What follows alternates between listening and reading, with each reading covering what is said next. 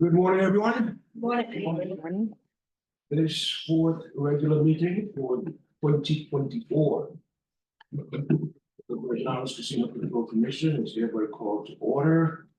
Today is Wednesday, November 20th, 2024. Roll call, please, Madam Clerk. Good morning, Morning. Commissioner Luther F. Renee, Present. Commissioner Carolyn P. Herman Purcell, Present. Chairman Marvin L. Pickering. Present. Mr. Chairman, 3 present, no absent. Thank you, Madam Clerk. The commission is comprised of 3 members. All members are present. Thereby, a quorum is established. Madam Clerk, please read the rest of the agenda into the record, beginning with the next item of roll call. Item number 3, approval of minutes of September 11, 2024. Item number 4, reports of officers. A, Secretary Treasurer's report. B, Vice Chair's report. C, Chairman's report. Item 5, report of the Division of Gaming and Enforcement, DGE. Item 6, new business. A, approval of licensure resolution number 007-2024.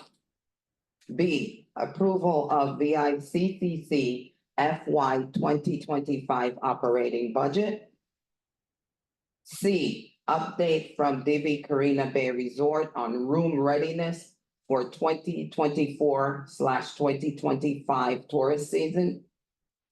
D, update from Caravel Hotel on room readiness for 2024/2025 tourism season. Item number 6, update from VIGL Operations LLC on the casino at Randall Dock James Racetrack. 7, any other business? Item number 8, adjournment. Mr. Chairman, the agenda has been read. Thank you, Madam Clerk. Before proceeding, once again, good morning to all. I would like to remind all in attendance to please put their cell phone to vibrate, turn them off. I'd like to acknowledge the presence of staff, Madam Clerk, Ms. Smith, Deputy Director, Licensing and Compliance Officer, Ms. Margaret Ostry. Welcome to our new legal counsel, Attorney Kelvin Vidal. Director David from Division of Gaming Enforcement, Gaming and Enforcement.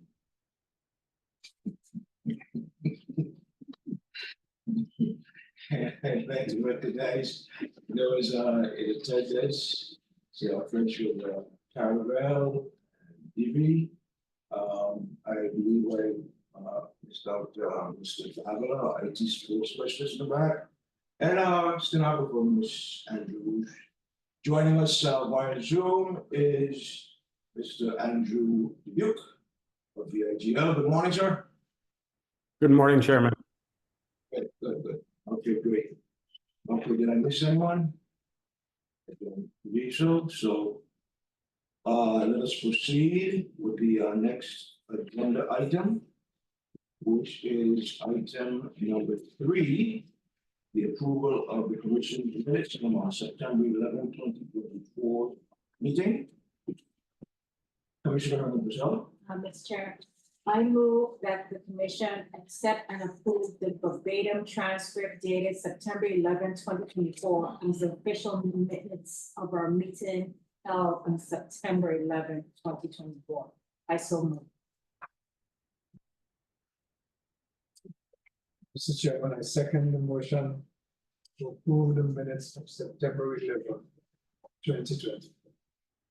The motion to approve the minutes from our September 11, 2024 meeting has been moved by Commissioner Harman Purcell, seconded by Commissioner Luther Renee.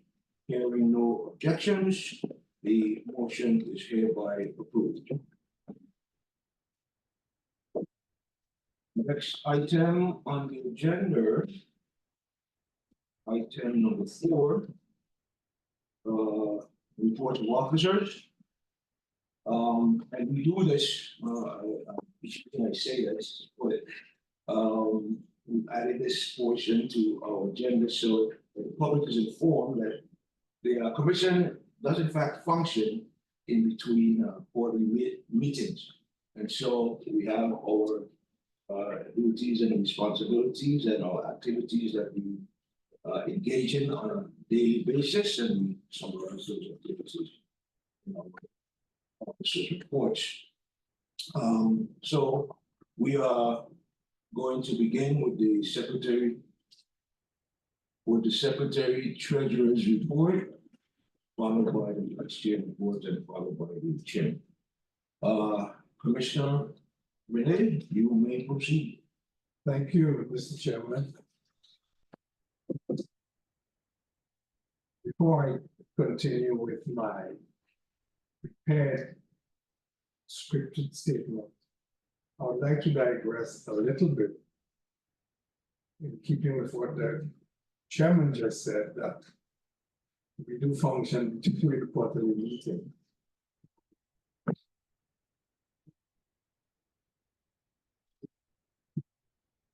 Friday of this week will mark the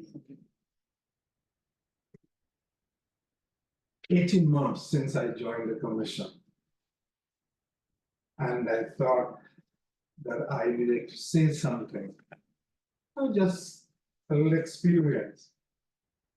Mr. Chair, I wish that the public would get, and some senators too, would be able to get a sense of what really happens at the Casino Control Commission.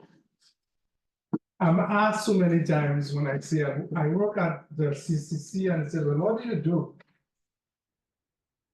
And I think if we could explain to people what we do, they will not even understand. It is something that you have to live. This place is intense. The daily work that goes on at the CCC is tremendous. There is no 2 days that's the same.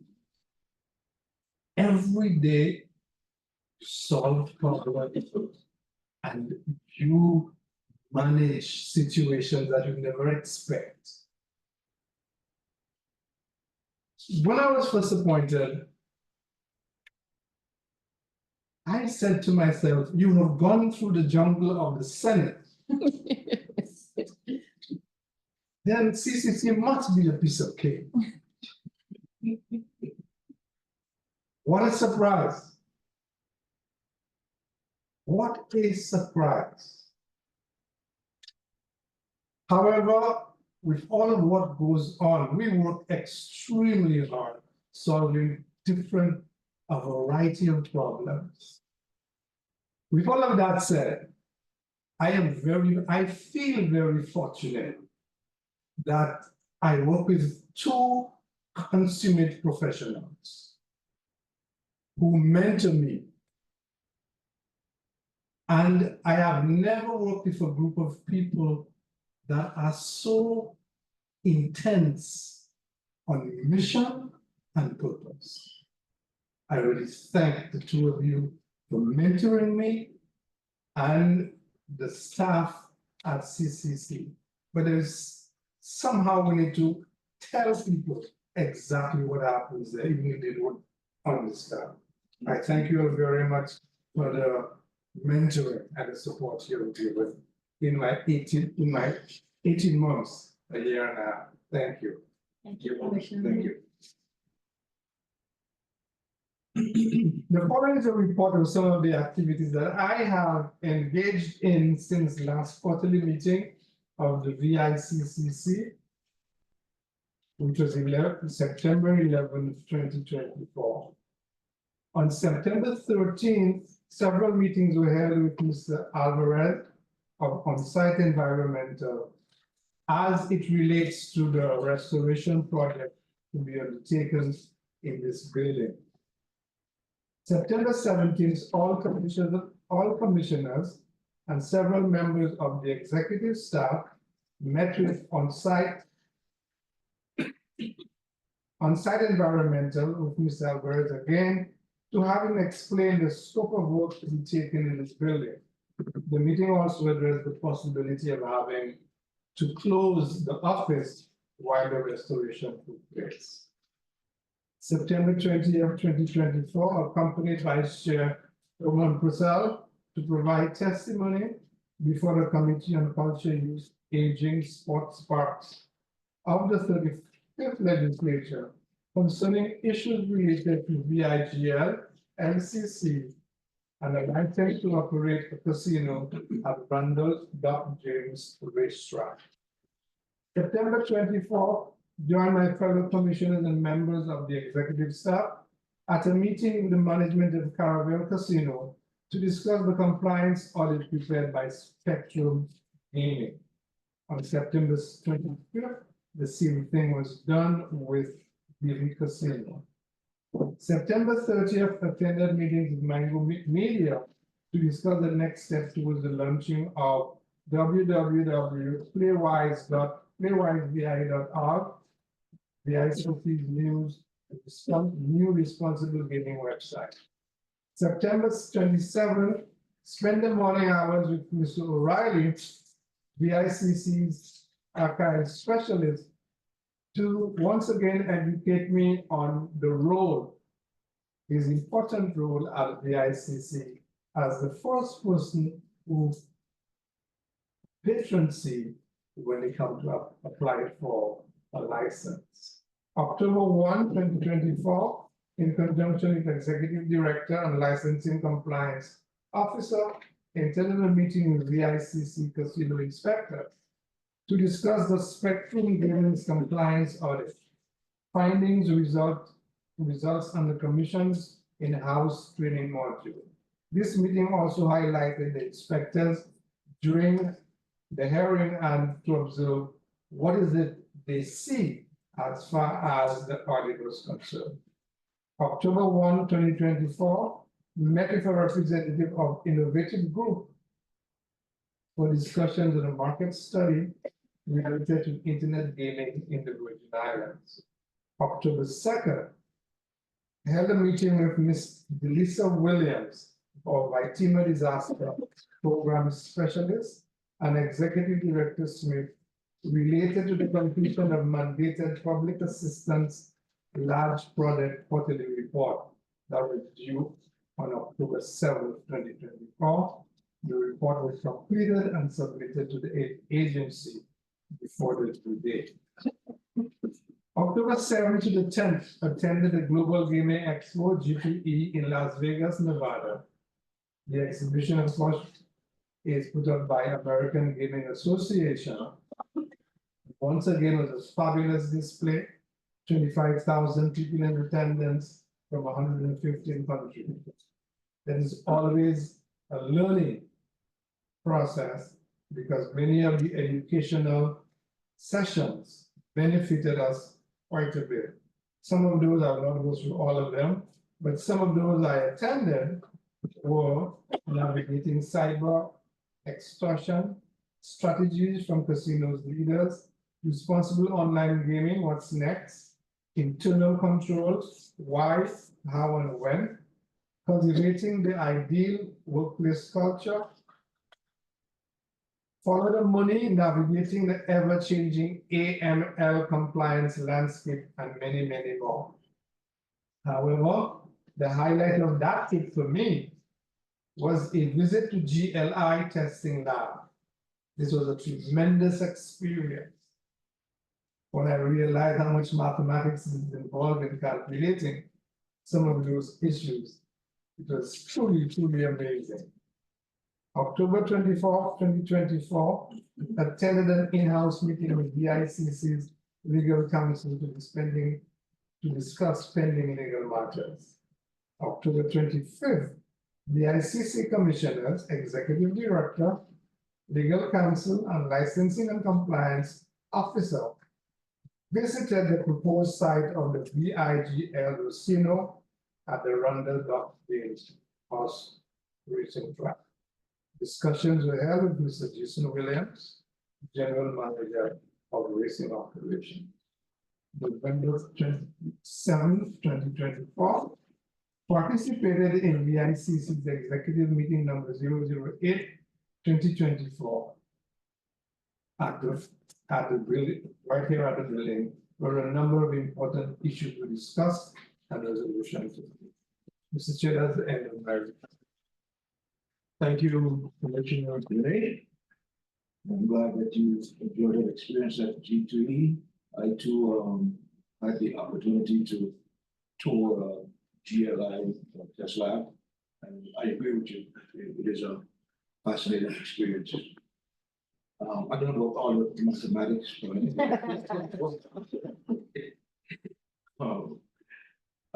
but I'm vice chair. Yes, thank you, Chairman. I'm sorry. We are going to take a 5-minute recess.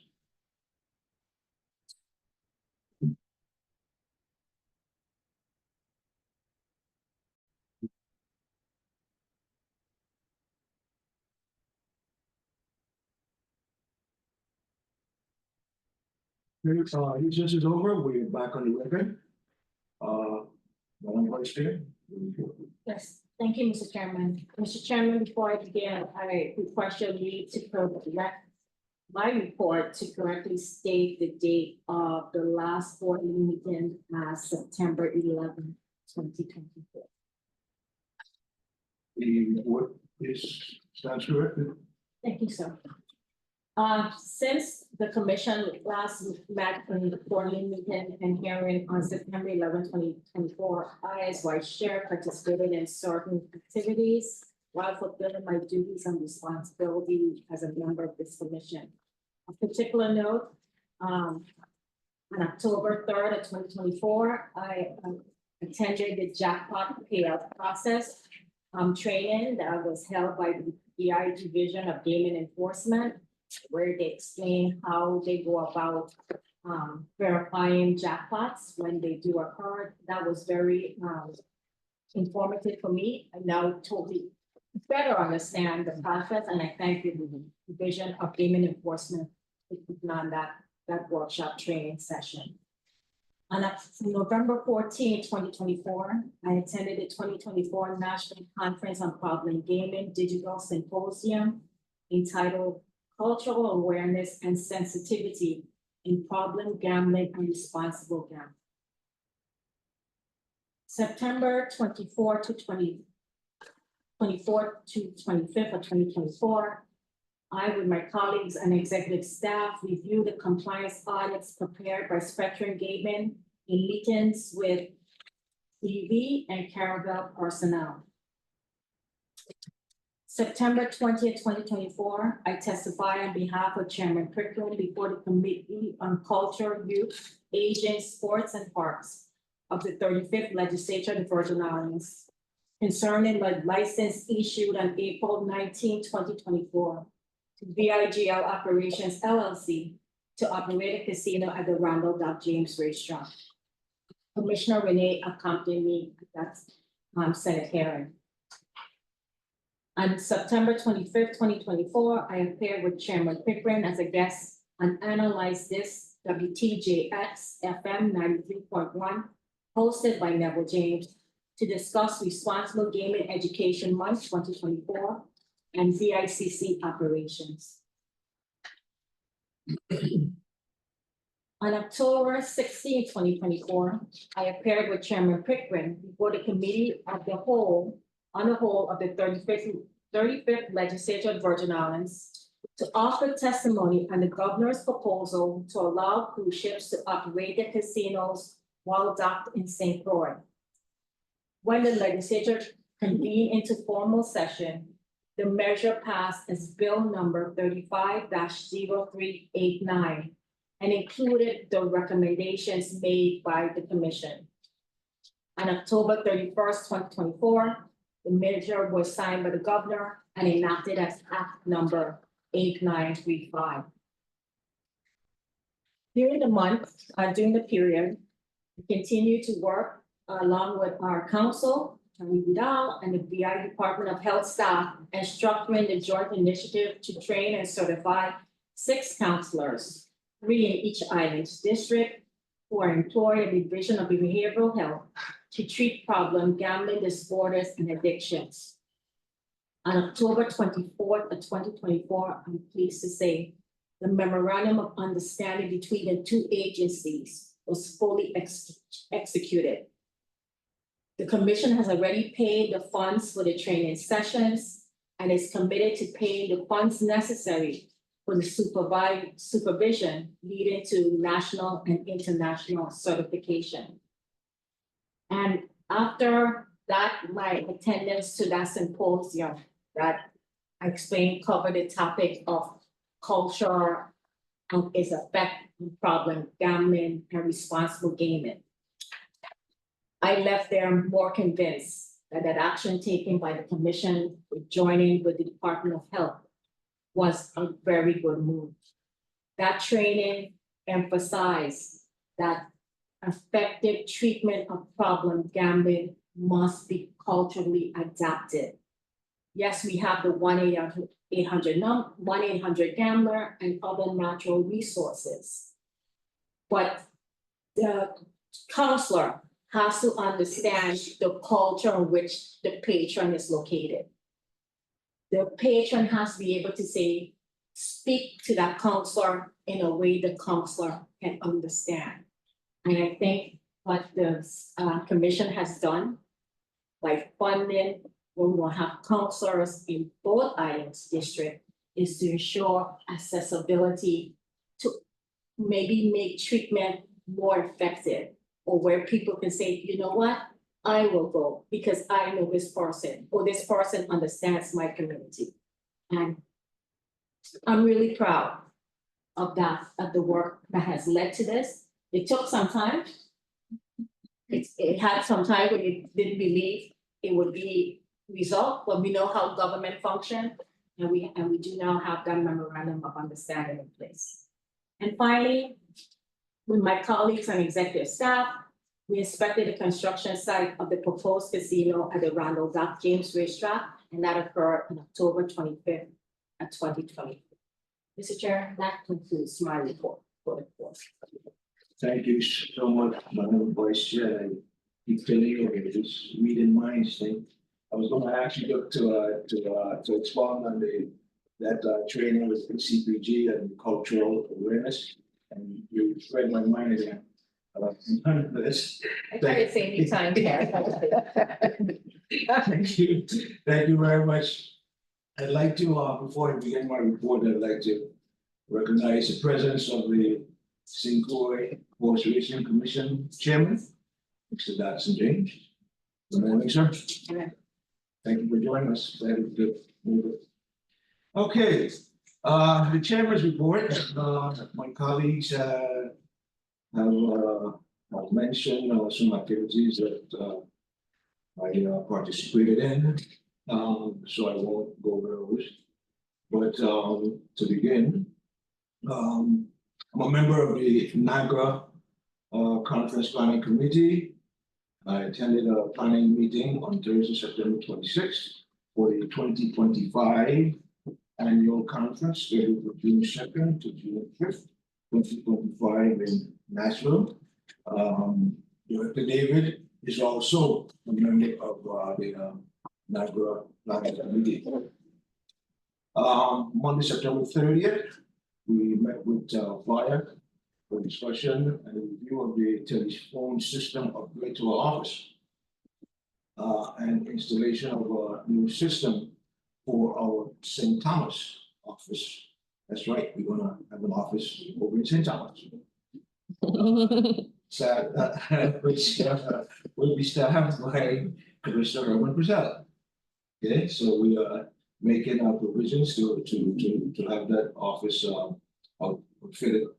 That meeting was I was joined that meeting by Executive Director Smith, EA Executive Assistant Smith, IT Support Specialist Domingo Davila, who is tasked with leading this project, assisted by EA Smith and Mr. O'Reilly, our archive specialist. This project is now a go. The service agreement was reviewed by Attorney Vidal, recommended corrections were made, and the agreement was signed by the chair, submitted to fire representative for further processing on Tuesday, November 12th, 2024. On Tuesday, October 1st, 2024, I met with Mr. Brian Wyman. He is the Executive Vice President of the Innovation Group. The Innovation Group is conducting the market analysis with the Commission as it relates to internet gaming and gambling. Mr. Wyman was on island as part of the research for this project, and I was joined in that effort by Commissioner Renee and Executive Director Smith. On Tuesday, October 22nd, 2024, along with E.D. Smith and E.A. Smith, we met with Jamie Khan, who's a senior auditor with Bird Smith and Company, to discuss the progress of the Commission's fiscal year 2022 financial audit. We discussed proposed adjusting entries for the Commission's books for that audit period. After that meeting, I received a draft audit report from along with the MD&A, Management Discussion and Analysis, and I submitted comments. They were returned to Smith and Company on October 29th, 2024.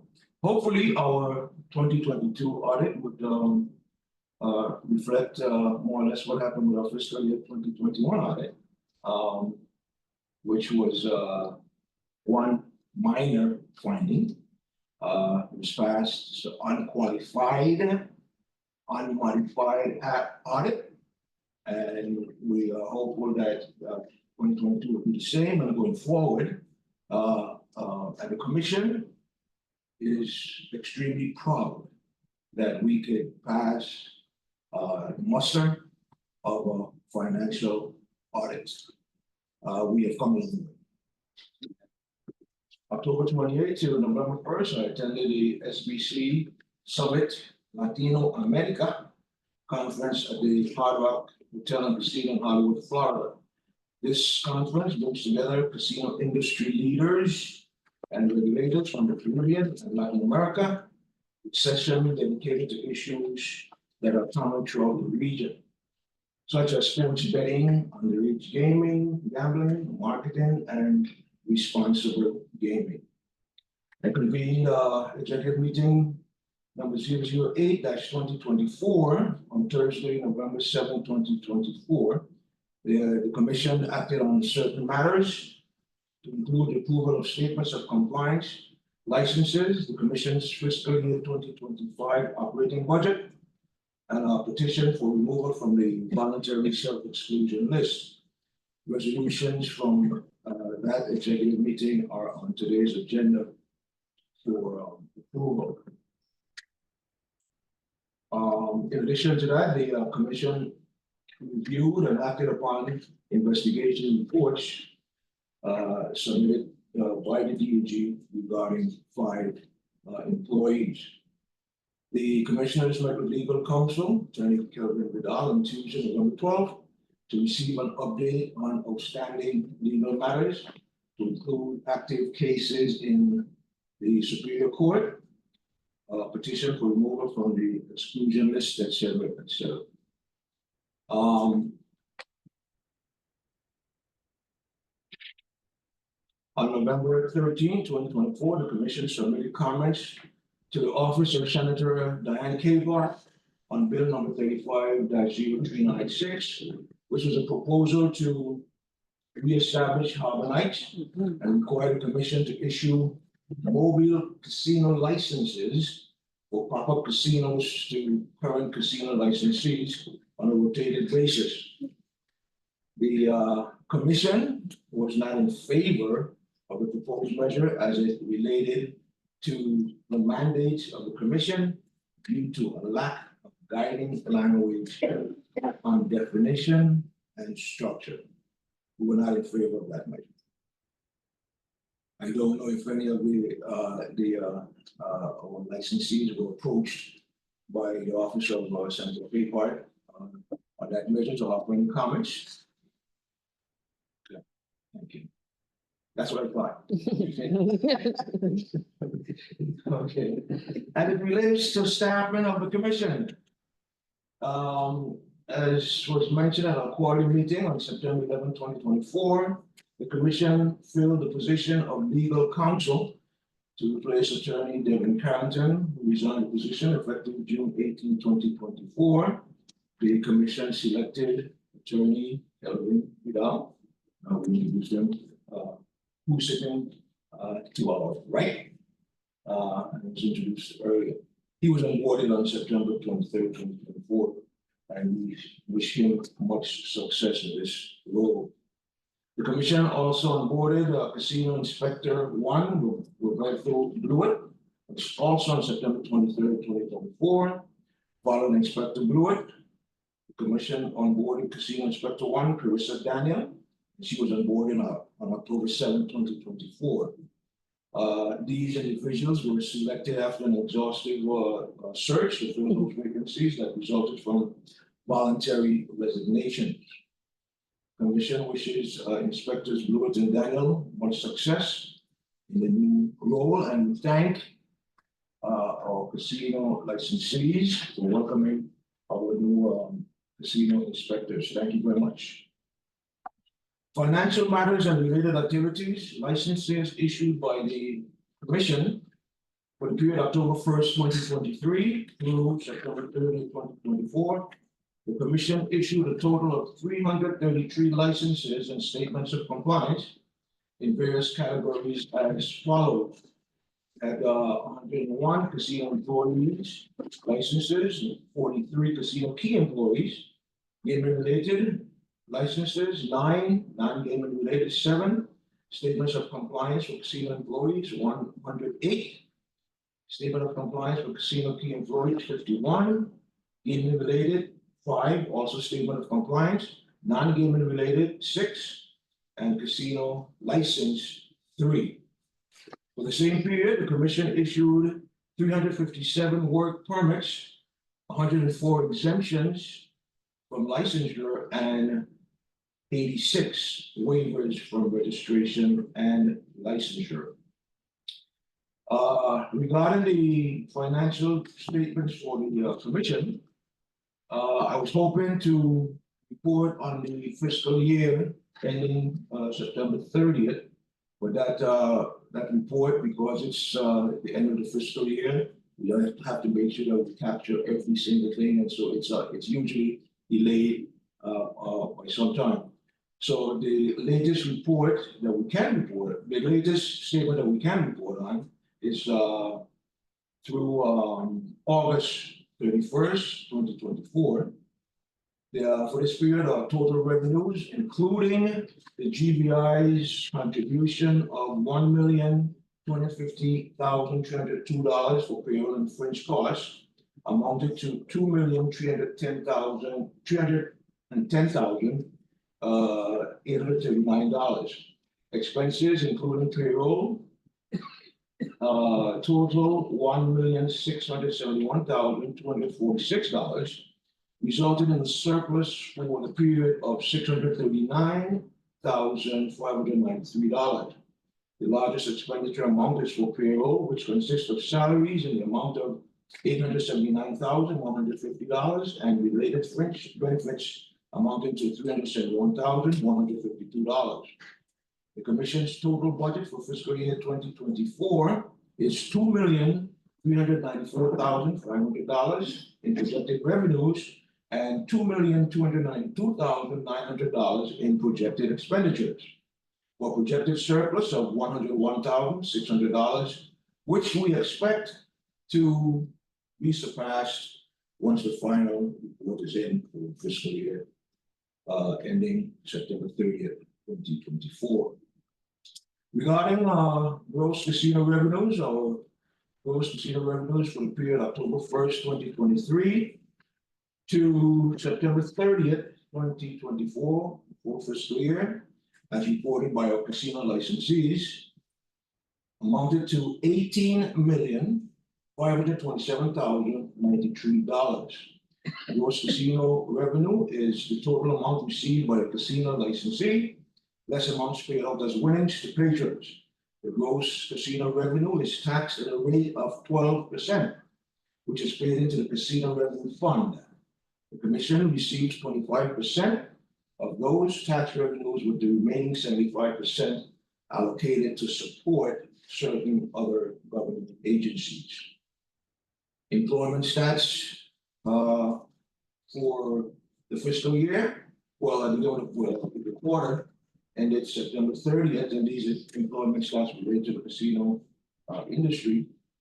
The reported payroll of $2,692,851, with a total average head count of 320 employees. The total payroll for the entire fiscal year ended September 30th, 2024, amounts to $10,511,233, with an average head count of 313 employees. Other spending for goods and services. The casino hotel licensees reported spending for other goods and services in the amount of $21,994,355 for the fiscal year ended September 30th, 2024. And of course, examples of other goods and services include food, liquor, advertising, insurance, legal, professional services, etc., etc. Therein ends the chairman's report.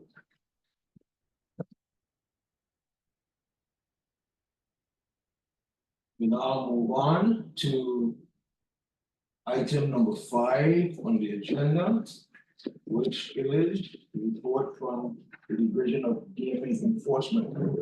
Director David? Thank you, sir. Good morning, everyone. Morning.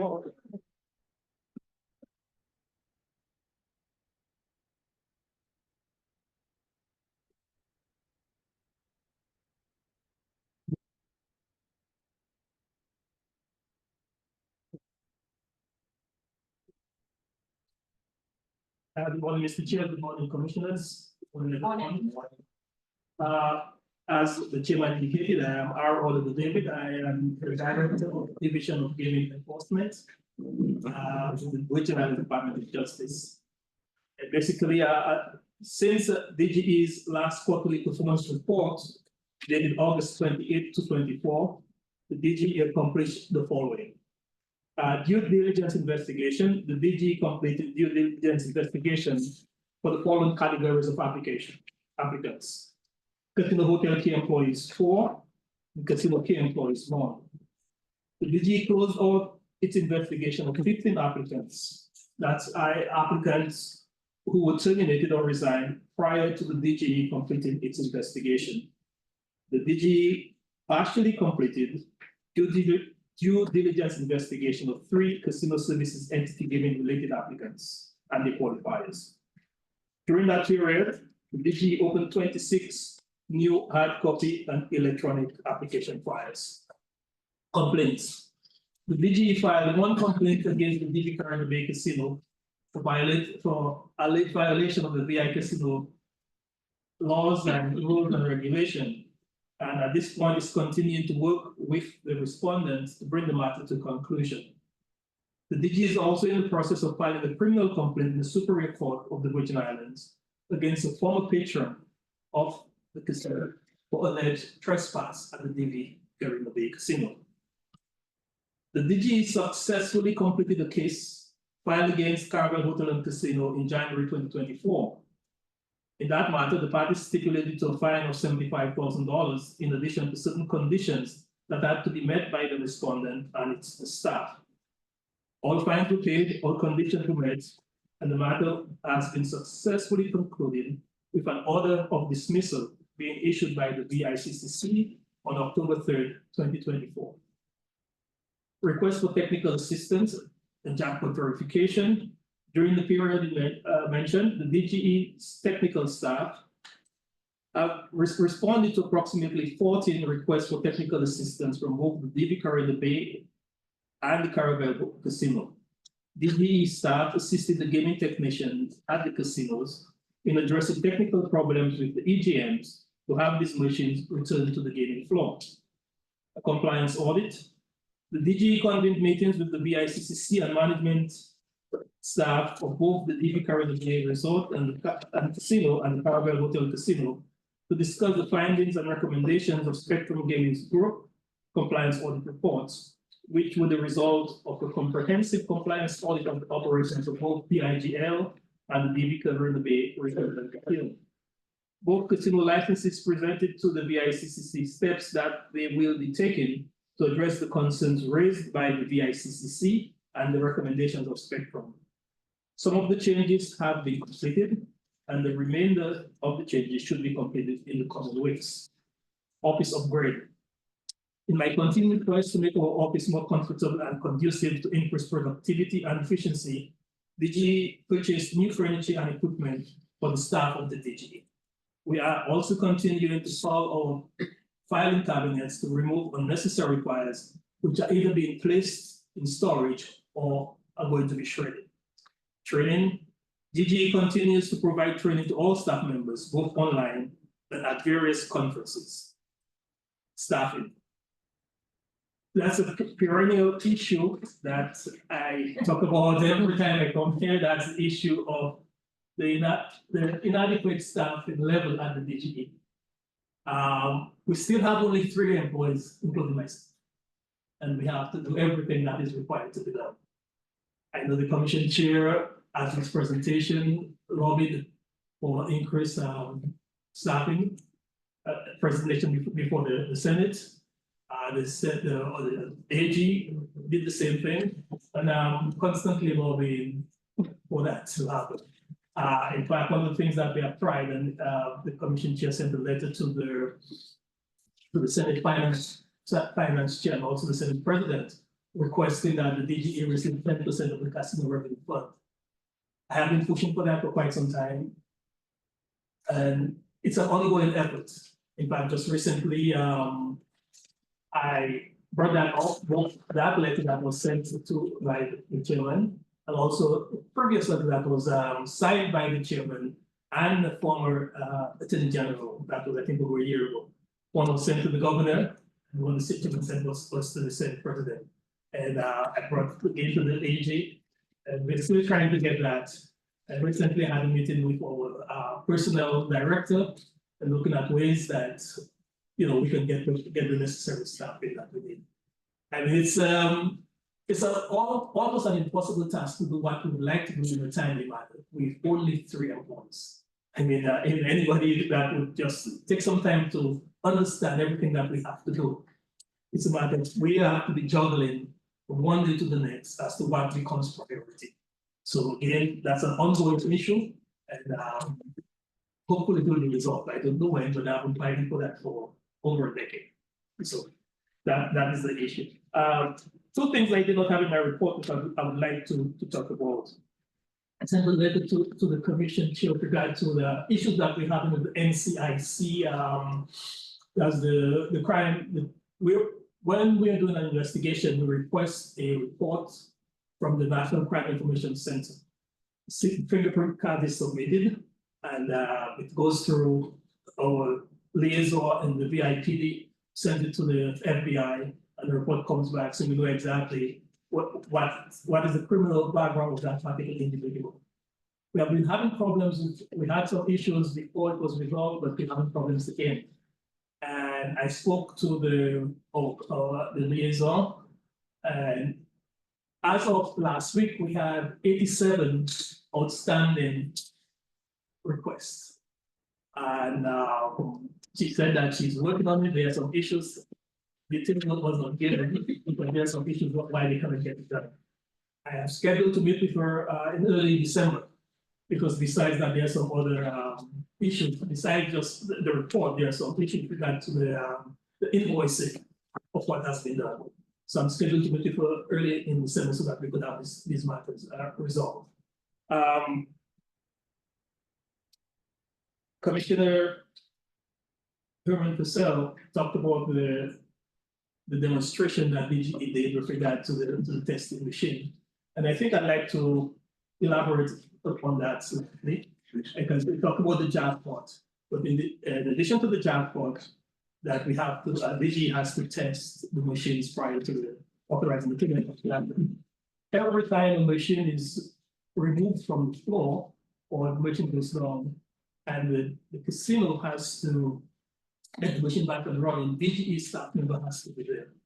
And I think the demonstration that we did, at least, I hope that it gave the commission members and the executive a better understanding of what is that has to be done, the steps that we have to follow. Because for those of you who might not be aware, if the casino wants to change certain computer chips in the machine, they cannot do it unless DGE staff is notified and whatever action that we have to take, and that involves back and forth to the location to get that done, and that is something that we have to do, and I have always given that priority.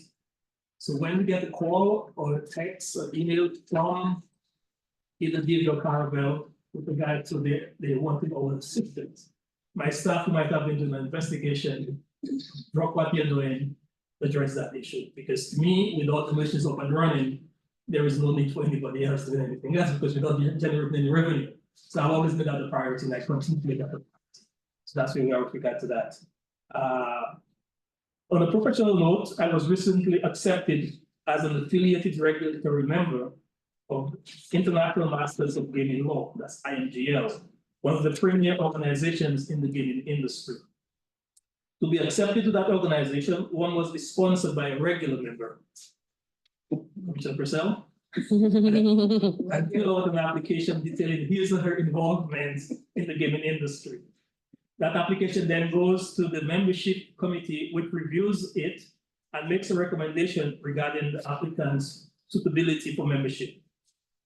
I would say, in addition to the information that I, and by extension the DGE, obtained with regards to gaming regulation, as a result of my exposure to the organization, as a result of the exposure to my organizations such as NAGRA and IAGA, and as Mr. Chairman said, both he and I, we are members of the Conference Planning Committee of NAGRA.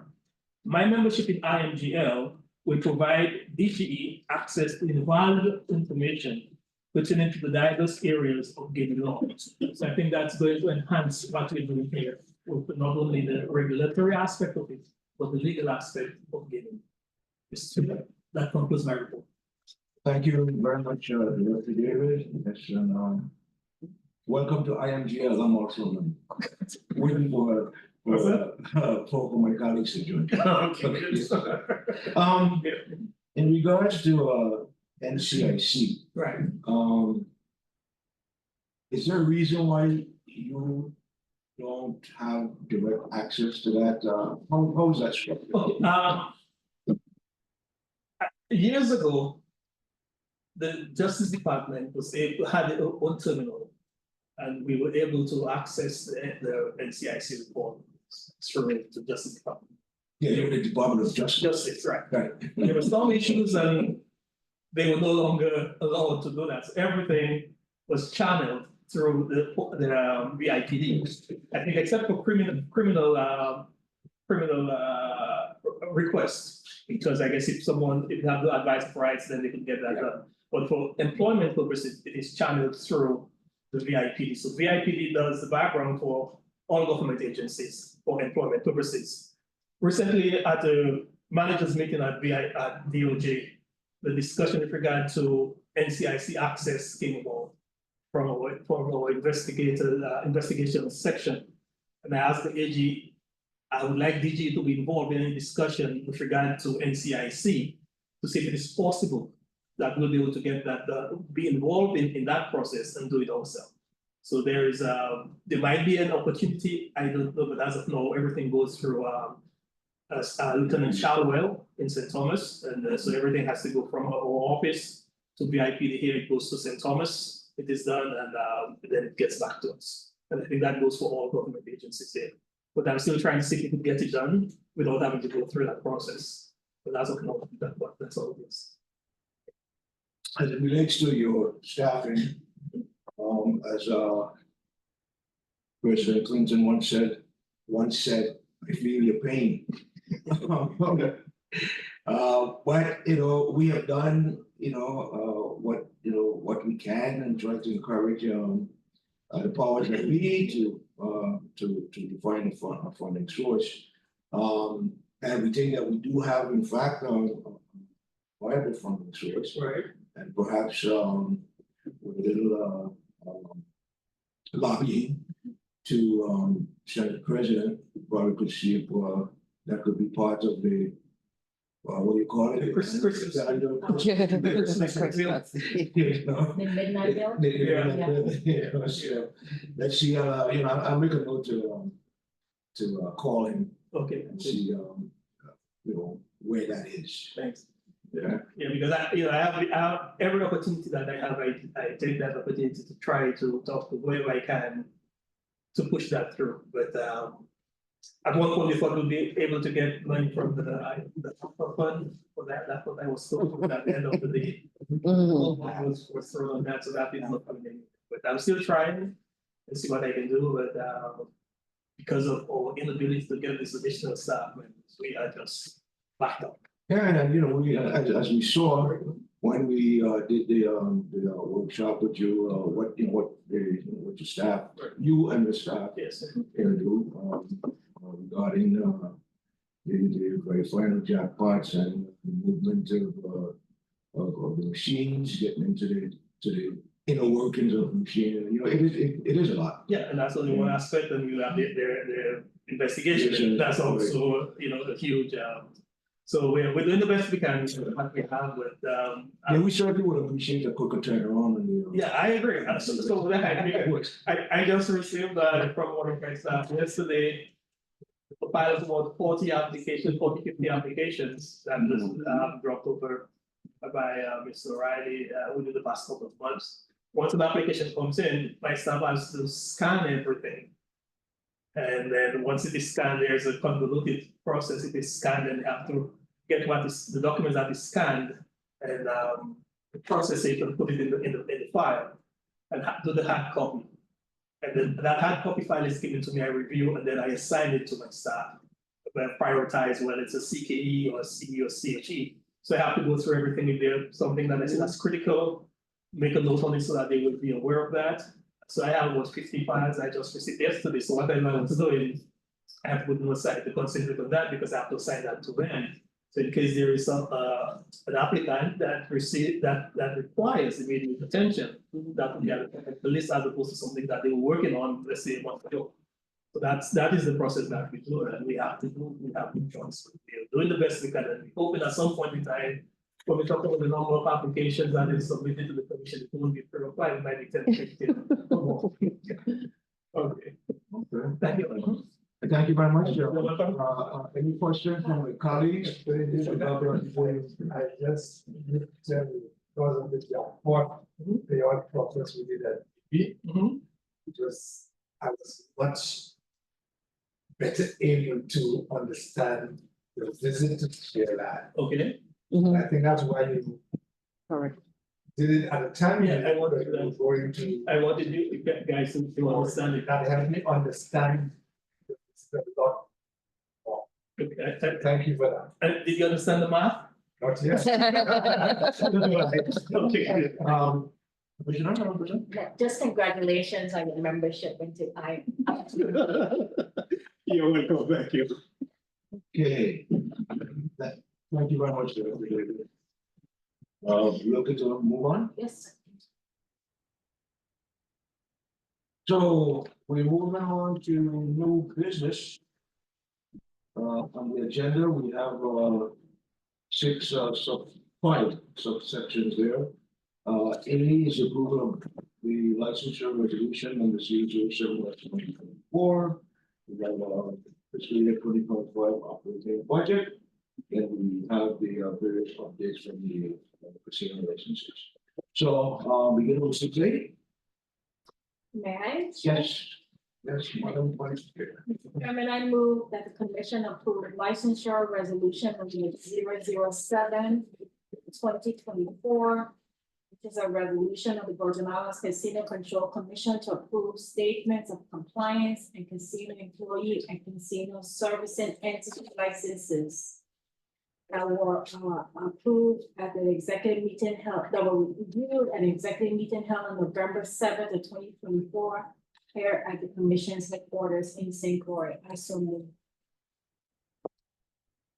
Mr. Chair, I second the motion to approve licensure resolution number 007-2024. Thank you, Commissioner Renee. The motion to approve licensure resolution number 007-2024 has been moved by Commissioner Monticello and seconded by Commissioner Renee. Hearing no objection, the motion is hereby approved. Item 6B. Chair. Before making a motion, I alluded to it earlier, but just for the purposes of information class, we usually wait until the legislature has approved the salary and fringe portion of the budget. And that is usually done prior to the end of September. So along with the government's contribution for salaries and fringe, the commission is also supported by revenues from the Casino Revenue Fund, as I mentioned earlier, and also from the Casino Revolving Fund, of which the commission receives 80% of those revenues, and the DGE receives the 20%. So combined, we project our operating revenues and operating expenses, for the fiscal year. With that background, I turn to you, Madam Vice Chair. Mr. Chairman, I move that the commission adopt and approve resolution VICCC resolution number 007-2024, which is a resolution of the Virgin Islands Casino Control Commission concerning the adoption of the fiscal year 2025 budget. I so move. Mr. Chair, I second the motion to approve VICC fiscal year 2025 operating budget. Thank you, Commissioner Renee. The motion to approve the fiscal year 2025 operating budget of the Virgin Islands Casino Control Commission has been moved by Commissioner Monticello, seconded by Commissioner Renee. Hearing no objections, the motion is hereby approved. Okay, that takes us to the next item on the agenda, which is item 6C. Update from VICCC Bay Resort on room readiness for the 2024-2025 tourist season. Who will be testifying for DV? Good morning. Good Good morning, Commissioners. That's just you? Just me. Okay, thank you. Hi, Ronald. Yes. Yes. Okay. General managers. Before you do that, we're gonna be swearing in our testifiers today, so I want you to stand and raise your right hand. Do you solemnly affirm under the penalty of perjury that the testimony you are about to give to this commission will be the truth, the whole truth, and nothing but the truth? If you do, you say I affirm and state your name. I affirm, I rebel. Thank you. Good morning again. Thank you for the opportunity, Chairman, Commissioners, everyone here. The opportunity to present and speak about Divvy Carina Bay Resorts readiness for the upcoming 2024-2025 season. Better? Much better. Okay, now you can hear me. Again, thanks for the opportunity. We're excited to be hosting members from the United States Special Services from mid-December to early January due to President Biden's holiday visit to the island. Expecting nearly 150 rooms to be occupied by members of the United States Secret Service, White House organization. Additionally, we have 25 rooms for the Marine Corps during that period of time. As we prepare for our upcoming expected busy season, we are currently going through the rooms in the hotel to perform various levels of preventative maintenance, fresh paint, general area movements, and are very excited and ready to host our guests for the 2024-25 season. We've also enclosed a presentation developed by our corporate marketing team that details some of the efforts that have been made and are going to be made during and within the next season, including large national campaigns with big names such as Wheel of Fortune and The Price is Right, where the Divvy Carina Bay Resort will be featured as a prize for those game shows, which is very exciting. And that will continue to rerun through the summer hiatus when they're not producing new shows, so they'll be featured heavily throughout those. I'm happy to answer any questions that you all have for me and appreciate the opportunity to speak in front of. Okay, so thank you very much for that, Mr. Bell. You submitted along with your letter, you submitted your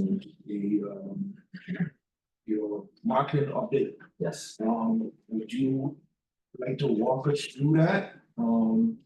We could put it up on the screen, If you would like to, I can. It's a lengthy presentation going through all the details of the marketing campaign. I wanted to provide that just as good understanding. So again, to save everybody time, I'm happy to address any specific questions if you have them, but I don't necessarily need to go through the entirety of the presentation.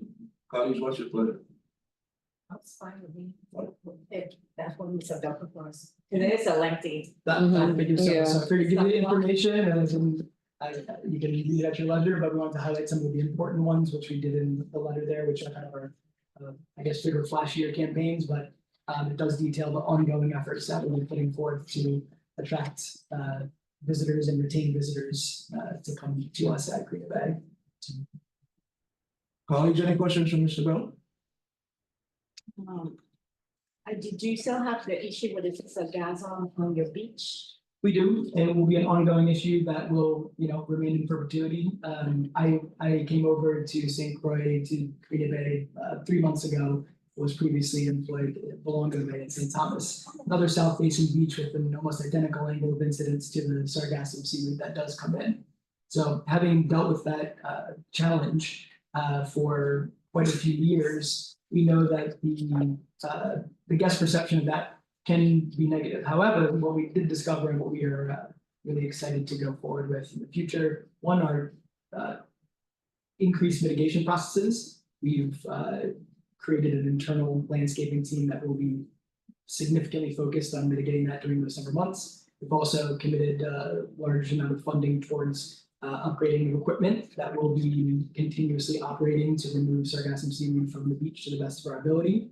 And then furthermore, what we found to be effective and what we intend to do during that season where the sargassum most impacts our beach, in the following season, we will be more transparent and communicative with the guests about the reasoning for why it exists, our ability or inability, depending on the restrictions that are placed on us, and the influx and the amount that come in.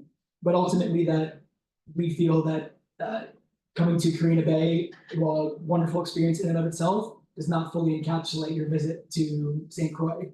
And so our encouragement, as you'll see it through our marketing and through our ongoing campaigns, is that our guests, because when many people think of all-inclusive, they think of staying in one place. We're trying to change that mindset where we are encouraging our guests to explore through our initiative called Base Camp for Adventure. So we're really advocating for our guests to rent cars and venture out and show them that while our resort, again, has every amenity and meet their needs, there's so much more to explore, and they shouldn't leave behind the wonderful opportunities that they have. So during the summertime, it's imperative on us, and we've worked hard to come up with a strategy to one, mitigate to the best of our ability, but two, communicate and give great alternatives, whether it be shuttles or alternative activities, so that the guests understand and have an expectation set. We're still gonna have a wonderful experience, will be mitigated effectively by the property staff, but also to understand that their vacation is more than just the one beach in front of the resort. I think that the communication Yes, probably will be like key. it's You know what I'm huge. saying? Yeah, if I were to go somewhere and expect it to be on the beach and. But if I know Absolutely. before, yeah. I had another question, I didn't write it down, so now I forgot. So, Chair, I'm gonna pass. Because it comes back to me. No question. I have a few questions. You know it is. Oh, Are you able to project, I mean, you're talking about President Biden and what he does, looking for when he comes. But are you able to see from now what the bookings are looking like as you go into season? Absolutely, and what we found, especially in 2024, is we're in the world of last minute booking, right? Where people who are seeing a TikTok video of something and booking and making a decision at that, within days to find a flight, come down and make their vacation. So our numbers, I'll give you a good example of this. In this month of November, in the start of the month, we had seen, an average occupancy around 20%. And we had no significant spikes of occupancy, which is pretty normal based on the year-over-year data that I've seen coming out of the hotel. However, this past weekend, we ended up over almost 40% occupancy with last-minute bookings for airfare deals that happen to pop up. So we are seeing a large spike in this last-minute travel. So we're trying to prepare ourselves to be ready and for these spikes that occur. So in terms of our 2024 season through the end of the year, we can certainly see very strong numbers, including the groups coming in supported by President Biden's trip. But in addition, we are seeing those last minute bookings as available bolster those numbers. So in addition to that, for the 2025 season, our numbers are in line with previous years. We're not seeing decline. However, I do expect that with the increased efforts and the increased communication and stronger marketing strategic planning, that we will see that when those airfare deals pop up, when people are able to make those decisions to come down, we will see those spikes and we will be ready and excited to welcome them. Because I know in past couple weeks, when you talk about the drop in fares. Yep. That's now why my children are now able to travel home. Correct. On vacation for the holidays, so Correct. it has been significant. Yep. And so if you benefit from that. Okay. Yes. Thank you, Mr. Chairman. so, Mr. Bell, DV Korean Bay Resort is a class 3. As a class 3 casino license, which means 150 to 100 rooms. How many rooms? DV have for the record? 200. 200. Okay, of those 200 rooms, are they all available right now? So as I'm sure you all are aware, with general hotel operations, we always have some rooms that are out of service, as we all know, because our cisterns are very full. We've had a significant amount of rain that has come in. So we have approximately 15 rooms that suffered some water damage, which are being repaired actively. We have engaged with contractors that we've done in the past to mitigate those issues in rooms that experienced any kind of damage, to turn those around very quickly. Our goals set out for us by our corporate office and all ones that we hold ourselves accountable to are to always have our any out of service rooms only for a matter of a week or less, and then additionally try to keep those in single digits whenever possible. During the off season, we do attempt to do additional work in rooms, as we know with travelers, there's never a, consistent ability to keep rooms perfect, as people may have a little bit too much fun and that room needs to get some work done. There's the variety of issues that are faced by all hoteliers in this regard, because we're that close to the water and because we do deal with the environment. We expect to have,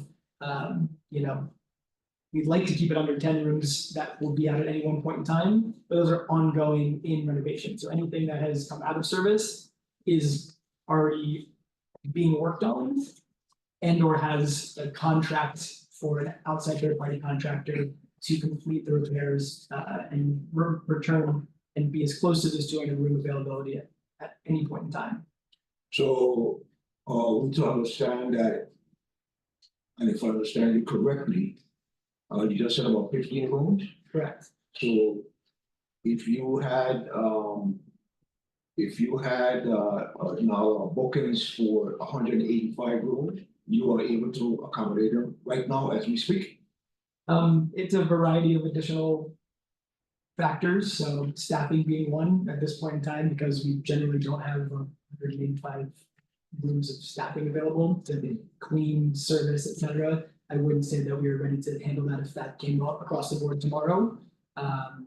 But given, the plan again, President Biden's group being a good example, knowing that we have approximately that many rooms needed, we are able to adjust and get that staffing up for that time, since we don't often find our occupancy at that level.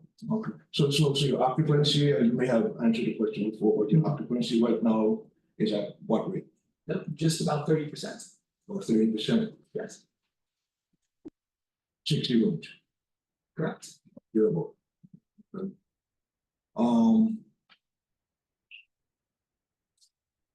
Would you have the staffing in place?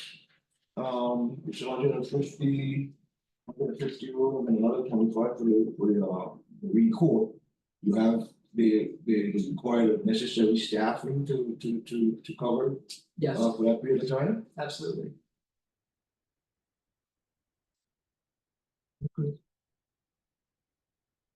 Any follow-on questions for Mr. Bill? But you would need to be up already, that you've taken this. Mhm. Do not disappoint the president. We're getting Especially with a short time. yes, exactly. We gotta- Do not disappoint the president. We have, so obviously we ramp up and down based on the seasonal time, so you have additional seasonal workers that are already planned, interviewed and hired and have start dates to be trained and ready to operate during that stay. Additionally, we've engaged with third-party vendors. Since it isn't always a normal occupancy, we don't necessarily hire full staff to run that many rooms, but we do escalate and, ramp up and down as needed to ensure that we are ready to be serving those people. Okay, thank you. Mr. Commissioner? To fully be prepared for the president's visit, would you have main workers? You can get staff if you need locally, can you? We've been very fortunate in that we've been able to source a significant portion of our staff locally. Right now, we have, I believe, 4 individuals who are stateside employees. But we have been ramping up our efforts and specifically targeting the local population to be able to support us as much as possible. We do have several individuals who are repeat return workers from the States who come back, during busy season to help us supplement. And that's almost all of those are in the food and beverage area, servers, bartenders, kind of in those front of house service areas. But we do, and it is our goal and much personally to do everything in our power to employ Virgin Islanders and move away from having the need to bring in others from outside. Inevitably, that will always be the case or possible, but it is our effort, and we do endeavor to do that all the time. Okay. Okay, Mr. Bell, thank you very much for that report. Much appreciated. Thank you. Well, I have one question. That drive to DV. Are you expecting it to I mean, that's not within your control, but No. I've been out there and I think it's really Yeah. how much, maybe when the president comes, somebody will. It will be. It will be, okay. Then you need not worry about Yeah, that. I can say that they were out there cutting, they've been out there cutting, they've been out there, yeah, so Okay. I waited for the flagger to let me by about, 10 minutes for them to let me pass by, so they had been cutting, it's a lot better than it was. Oh, yeah, because I've been on that road and I thought it was like, this is so fair. It can be for sure. Yeah, okay. Coincidentally, I spoke to someone from Public Works this morning. And, as I was talking about my road. But they told me that, and I did mention that our, inspectors and others, have reported to us about the, overgrown bush, Yes. on the way to Vivi. And, the gentleman did indicate to me that they were going to be, doing some, cutting. Yeah. In that area, if not this week. Next week, so. Yeah, we've seen them out. It's definitely been a good thing both for our staff coming, and we're not close again, coming from St. Thomas. I'm still getting used to the road trips that I have to take on St. Croix by comparison. But it is a concern also, as I mentioned, we are pushing our guests heavily to engage with rental cars so they can explore the island, and someone who isn't used to driving on the left for one, but also, the narrowness that causes can be challenging. So yeah, any efforts that can be made to make that drive. It is a beautiful drive, It is. but it can be, if a truck is coming on the other side, as you all know, it can be dangerous, and we want to, ensure the safety of our guests and encourage them that it is a safe and easy place to drive on the island so that they can feel confident that they booked their rental car and can go explore outside of just following the Far East End. Thank you very much, Mr. Gunner. Thank you. Appreciate it. Appreciate it.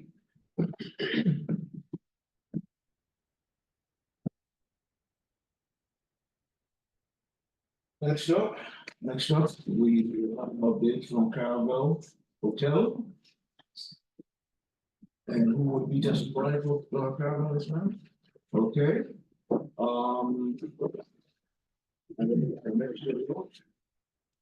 Do you solemnly affirm under the penalty of perjury that the testimony you are about to give to this commission will be the truth, the whole truth, and nothing but the truth? If you do, state your name, I affirm and state your name. I affirm, said Cheaper. Do you? I affirm, Sandiva. Thank you. Do you have any written testimony? I do. I can provide that information. Via email. You?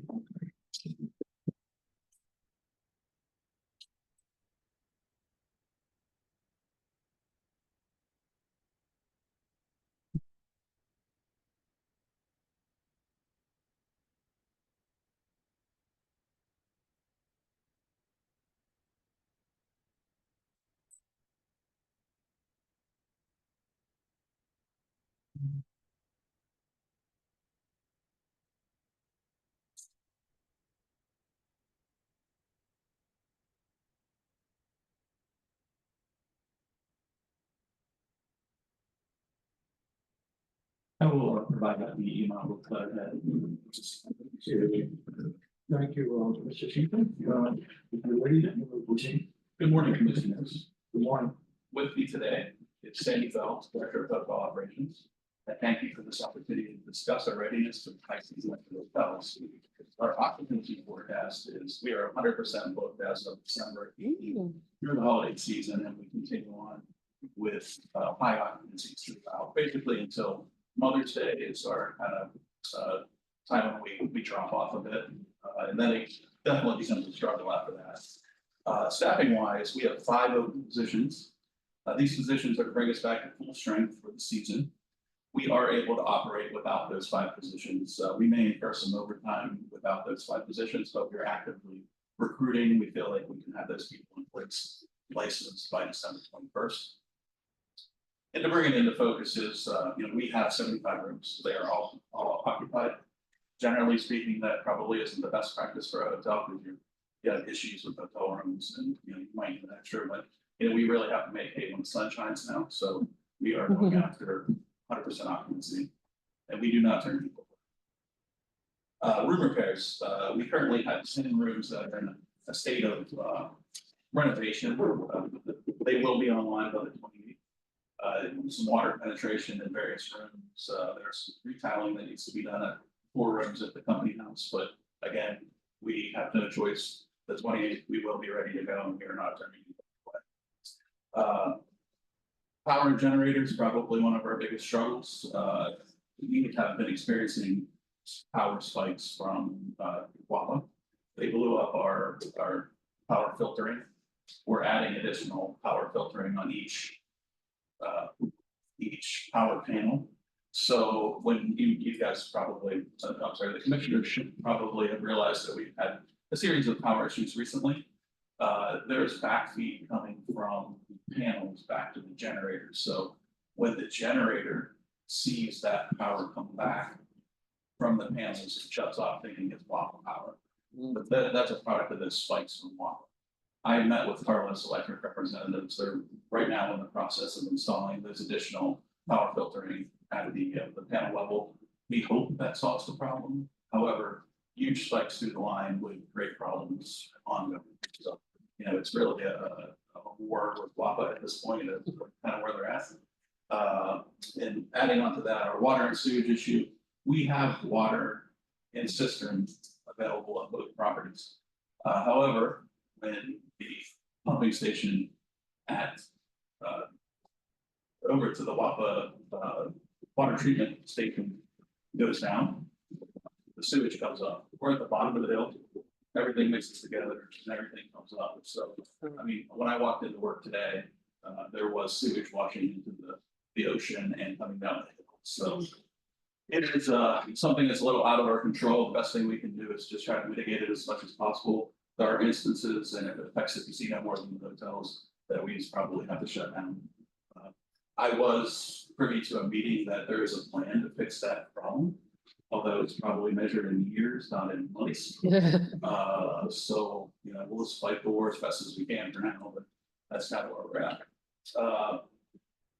The AC systems were all tested. We did effect repairs to the AC systems at the company house. Like the city testifier indicated, again, there's going to be problems. We're going to fix them as we go. But as of today, we're ready to go for 75 minutes.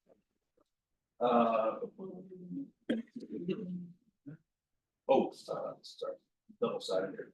Cleaning and painting and deep cleaning. We're ongoing, we're deep cleaning and painting, fixing up things as we go. So that would be practically an ongoing process forever. Service training. In October, we sponsored and participated in the service training provided by the Faribault Hotel Service Tourism Education Foundation. The training covered critical thinking for leaders, being a guest ambassador, and guest experience enhancement. In conclusion, we feel very well that we're in a good position to be able to service our guests throughout the season and ongoing year. I look forward to any questions. Thank you very much, Mr. Schiefer. Ms. Bell. No relation. For the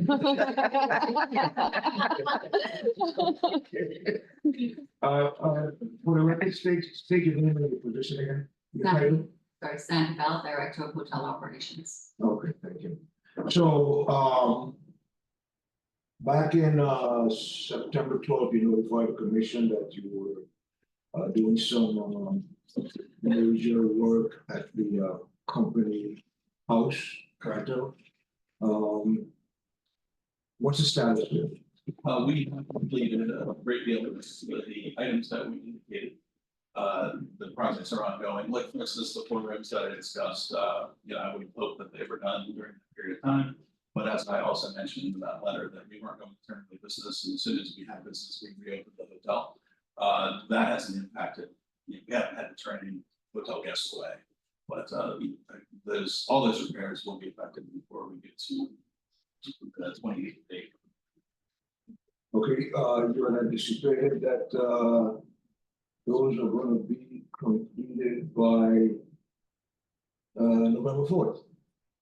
Well, we did experience some water penetration issues at the Caraval. And it was important that we went, and that was our open hotel, and we wanted to be able to be maximum capacity when necessary. So we diverted some of our resources there. But again, those repairs, they're not impactful enough where we close them. So they. So it's open now? Oh, yeah, absolutely. It's It's reopened? open, you know, they had to drill into the wall, jackhammer into the wall. Now all it is just a matter of retiling, and that's a pretty quiet process, so. And we have to be cognizant of how much noise we make, so anything loud or, intrusive to the guests, you know, got done during that period. The rest is just clean up. So you are a casino forward establishment, you have that license, which requires 75 units. So you actually got two properties. What's the number of rooms range? Oh, say, I'll let you answer. 76 total. 76? How much do you have at company? How much do you have at Carol? It's 33 at Company House and 43 at Kappa. Thank you very much. The tourist season normally runs from what, November to what, April? Or? You know, Well, you tell me. I would say that it probably runs from mid-December to Mother's Day. That would be the sweet spot for us. You know, our hotel's a little bit different than Divi, and we have a little more of a retail hotel, more business customers, more. For instance, Balky will call us and say, hey, we need 8 rooms because flight got delayed. You know, I think Divi is more in the tourist business. So, you know, our marketing strategies are a little bit different than theirs. Ours are a little business based and theirs are obviously a little tourist based. So I think we probably tend to have more of a baseline, day in, day out, for specifically for the Caraval company sort of struggle. But we have loyal guests, that have been staying with us, for 25 years. So I guess it's a little easier that way for us. Colleagues, any questions from Mr. Caraval?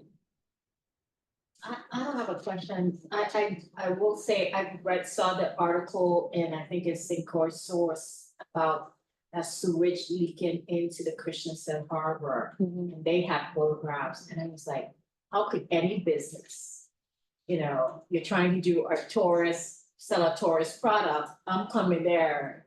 You say you're taking me out on a day sale and say, ain't that, I just don't know what can be done, and it seems, based on the article, it seems waste management has known about this, it's an ongoing issue. And it's like, just can't understand why there's no push. I mean, that's not just tourists, but I mean, just health and safety. Right, I mean, you know, it is pretty impactful. I wouldn't say don't swim in the harbor, but I would say don't swim. Don't swim. And, you know, I think like anything And it's else. such a beautiful harbor. It is. Oh, beautiful. I mean, you know, I have felt, but it's a beautiful harbor. And I think we all have our struggles, and I certainly am not trying to walk onto the bus, but, you know, it's just a matter of having pumps and maintaining them. And, you know, probably not the easiest thing to do in a remote island, but, yeah. One is operating to my understanding right now. So, you know, if it goes down, the sewage comes up, and here we are, so. Yeah, not a good look for the hotel guests, not a good look for the casino guests. And again, we can probably keep the hotel going, with the sewage issue, but the casino is first affected. The toilets come up everywhere, there's a toilet. So, definitely. You reported that there's a stench, Yeah. current stench, so I mean, it's not even going into the hotel, or the casino, there are restaurants there. You know, And our team is prepared for, you know, they still, OSHA standards, what we have to do to treat it, but. You know, it's difficult when it continues to come up. It's no solution. You know, there's been times where we got a truck to come out to suck out some of it, but it just backfills from down the hills. So, you know, and listen, this isn't a problem that is unique to the Virgin Islands. Every city on the East Coast dumps sewage into the water, it's too much. But, you know, it's a little more of a tragedy here because that's where everybody is, and from next into one spot. And not good. Thank you very much, and it's nice to hear the Centurion say it's a beautiful harbor. Came there and I sit and I looked at your heart. Yeah, if you guys looked at the rooms that overlook the park, you should check one of those out. I mean, it's, you open the door, it's like you're looking into a movie. It's really- I took pictures and I sent my children, I said, is that for real? I mean, yes, you're boarded out, I said, that's for real, you just have to come home more. I guess I should add one thing or two things onto my list of complaints. The police camera that's right next to the hotel is a problem. And the garbage situation is an issue. I mean, it's, you know, that courtyard is the center of all activities. And I think if you're a tourist and you see a police camera in your first inclination is think I might probably not want to go here. And then the garbage is, yeah, it's between Derek Shute and us, we try to keep it under control, and it's not either one of us necessarily. You know, we don't have anything to do with that garbage, but it is a representation. Everybody thinks it's terrible. It's not terrible. It's just that's where the trash collects. We've explored some options to move it. It hasn't been moved.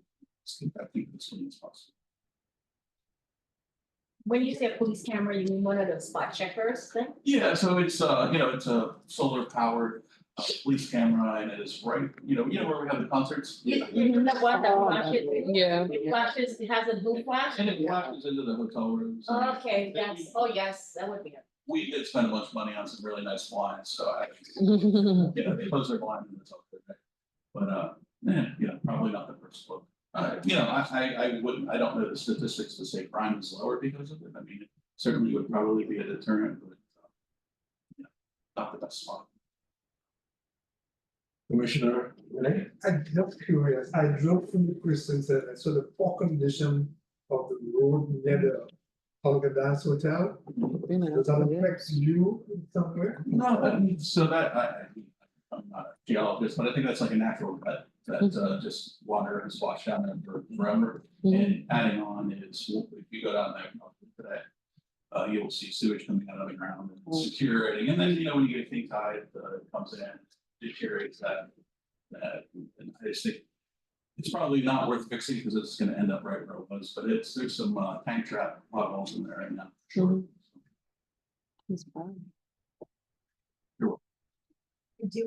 Sorry, and on your banquets situation, is that still, you still have the required? We do. Okay, make the commission happy with you. Yeah, you know, we would love to get into that business, however, we haven't inquiries for it, and correct me if I'm wrong. No, we have not. Yeah, but we do make it available to anybody who's willing to use it. Yes, no takers so far. But I think we're just making sure we adhere to law, that you do have it available if requested, you can meet the number. It's exactly as we described, the presentation, what was that, year and a half ago? I don't Settlement? remember. When we settled it now. Okay, I want to thank you, Mr. Chief. I guess you are you to be around for the next item on the agenda? I would probably not be a testifier, but I will listen and make notes of it. Thank you as well.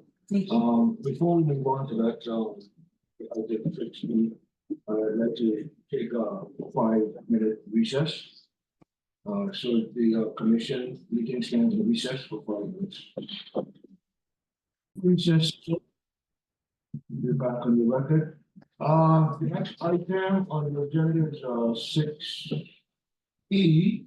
An update from VRGL Operations LLC on the casino at the Randall Dock in East Track. Mr. Dubuque, are you still with us? Yes, Commissioner, I'm right here. Good morning. So, would you be the only one to testify on behalf of VRGL? Or would Mr. Would the Honorable Jason Williams be there? Testify as well. Mr. Williams and I will both be here to answer any questions you have, sir. Okay, so I need to swear you in. Would you raise your right hand, please? In your case, Honorable Stanley, raise your right hand.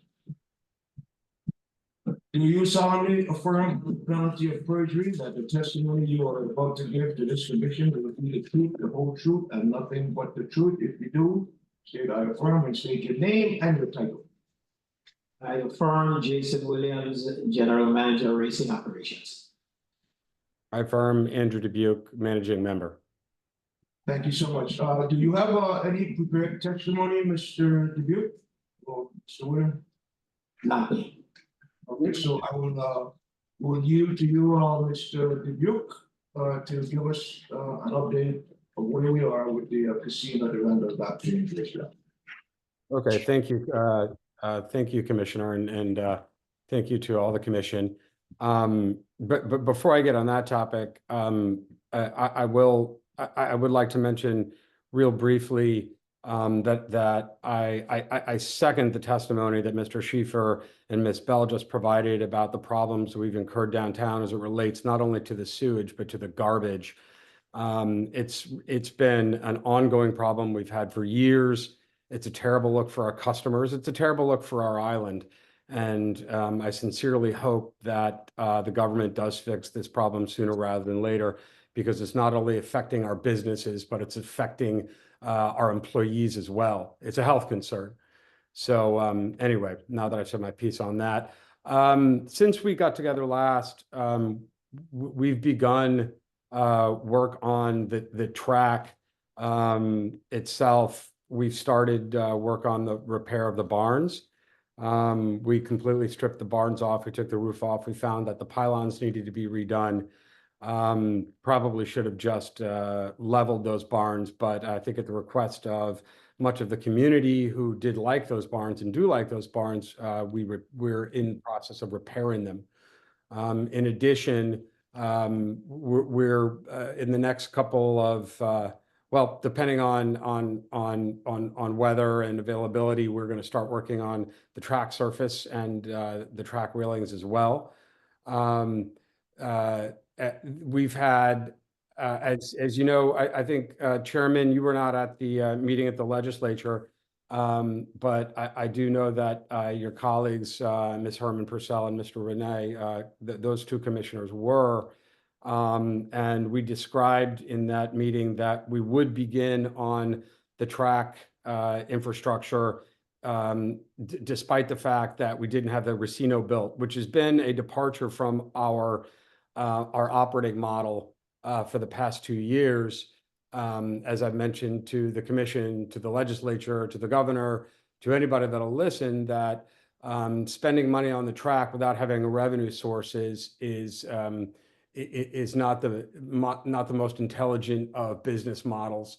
However, I think that we at Vigil and the Caravel Group appreciate that the community so desperately wants a functioning racetrack, and there's no reason why that we should be any stopgap to the community being able to afford that. So we did begin on those projects. We're working with the government in order to ensure that those projects are done in a timely fashion. I have a meeting with actually the governor next Monday to discuss the phasing, if you will, of the racetrack and the Racino.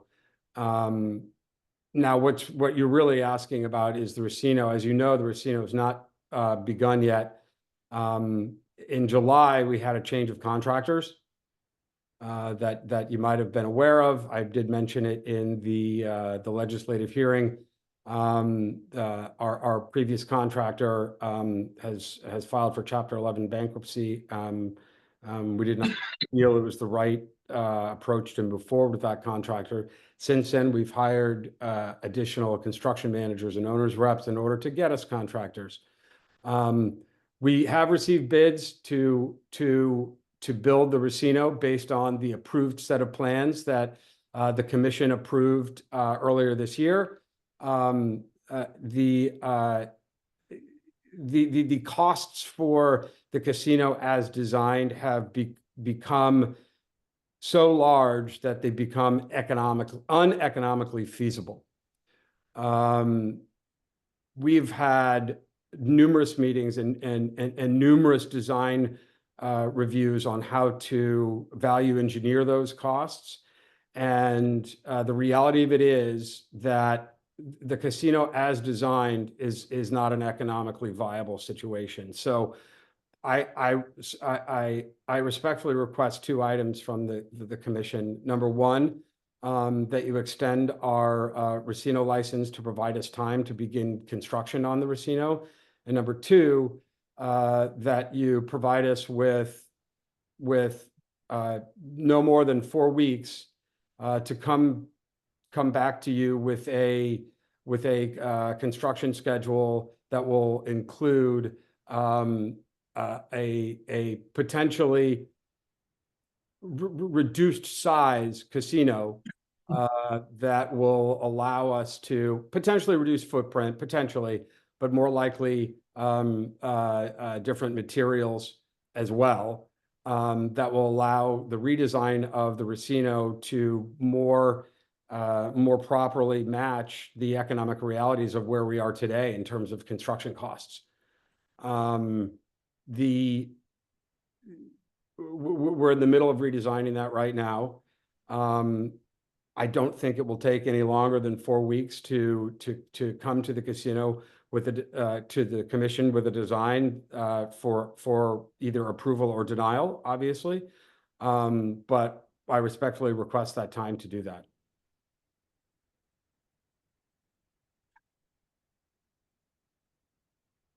Okay, those are your comments? Yes, Chairman. So forth. Okay, thank you very much.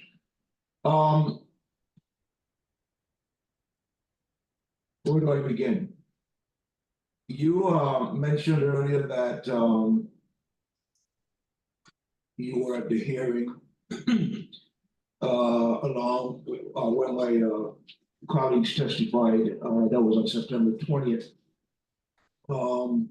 And during our testimony, we went through a chronology as to how we got to issuing the licensing or the license for the casino to racetrack.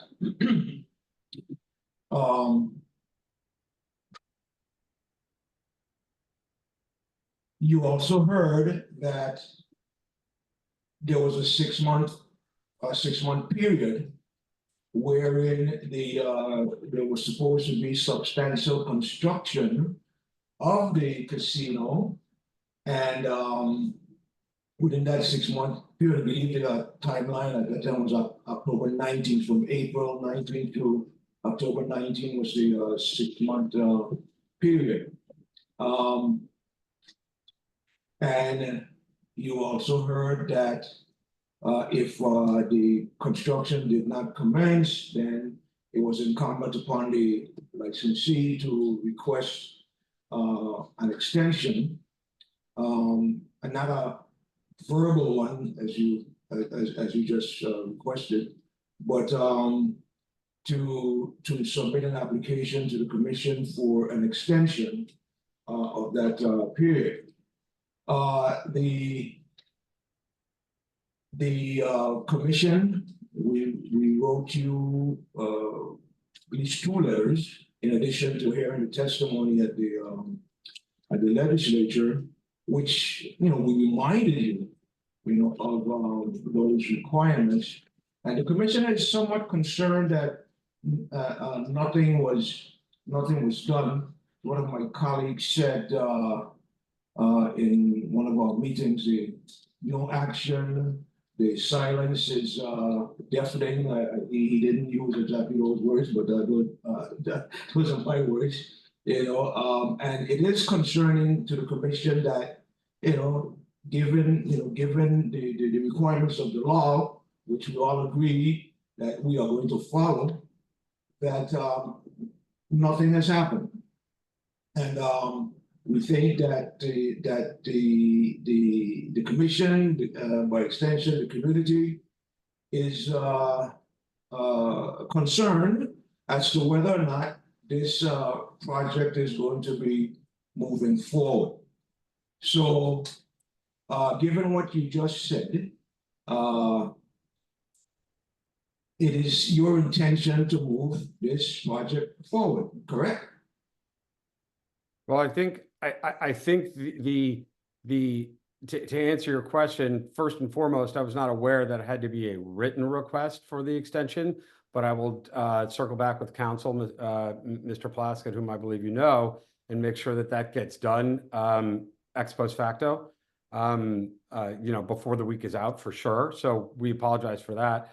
But secondly, yes, our intention is to move forward with the project, which is why we're also requesting that you allow us to redesign the Racino to make it more economically viable, because as currently approved, it doesn't make any sense. It's over $1,000 a square foot to build, and I don't think that the shareholders have any interest in losing money just for the sake of it. The costs for construction have more than tripled over the past 2 years, and it's as designed, just not economically viable. So what we're requesting is 4 weeks to come back to you with a design that we do believe is economically viable given the environment. You mentioned that you had a previous contractor, who went bankrupt or filed for bankruptcy protection, and we know that we issued a license to Atlantic Construction.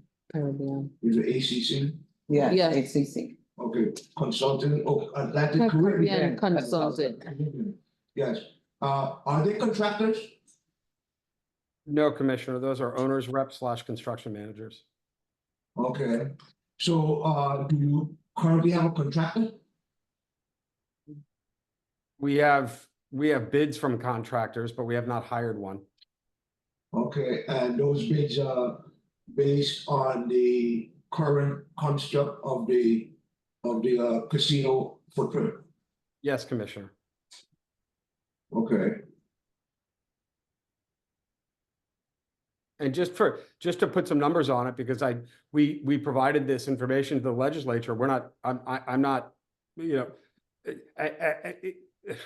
embarrassed to say that our original bid to build the casino was $7.4 million, which in and of itself is pretty expensive for a 15,000 square foot building that has no gold in it or anything of that nature.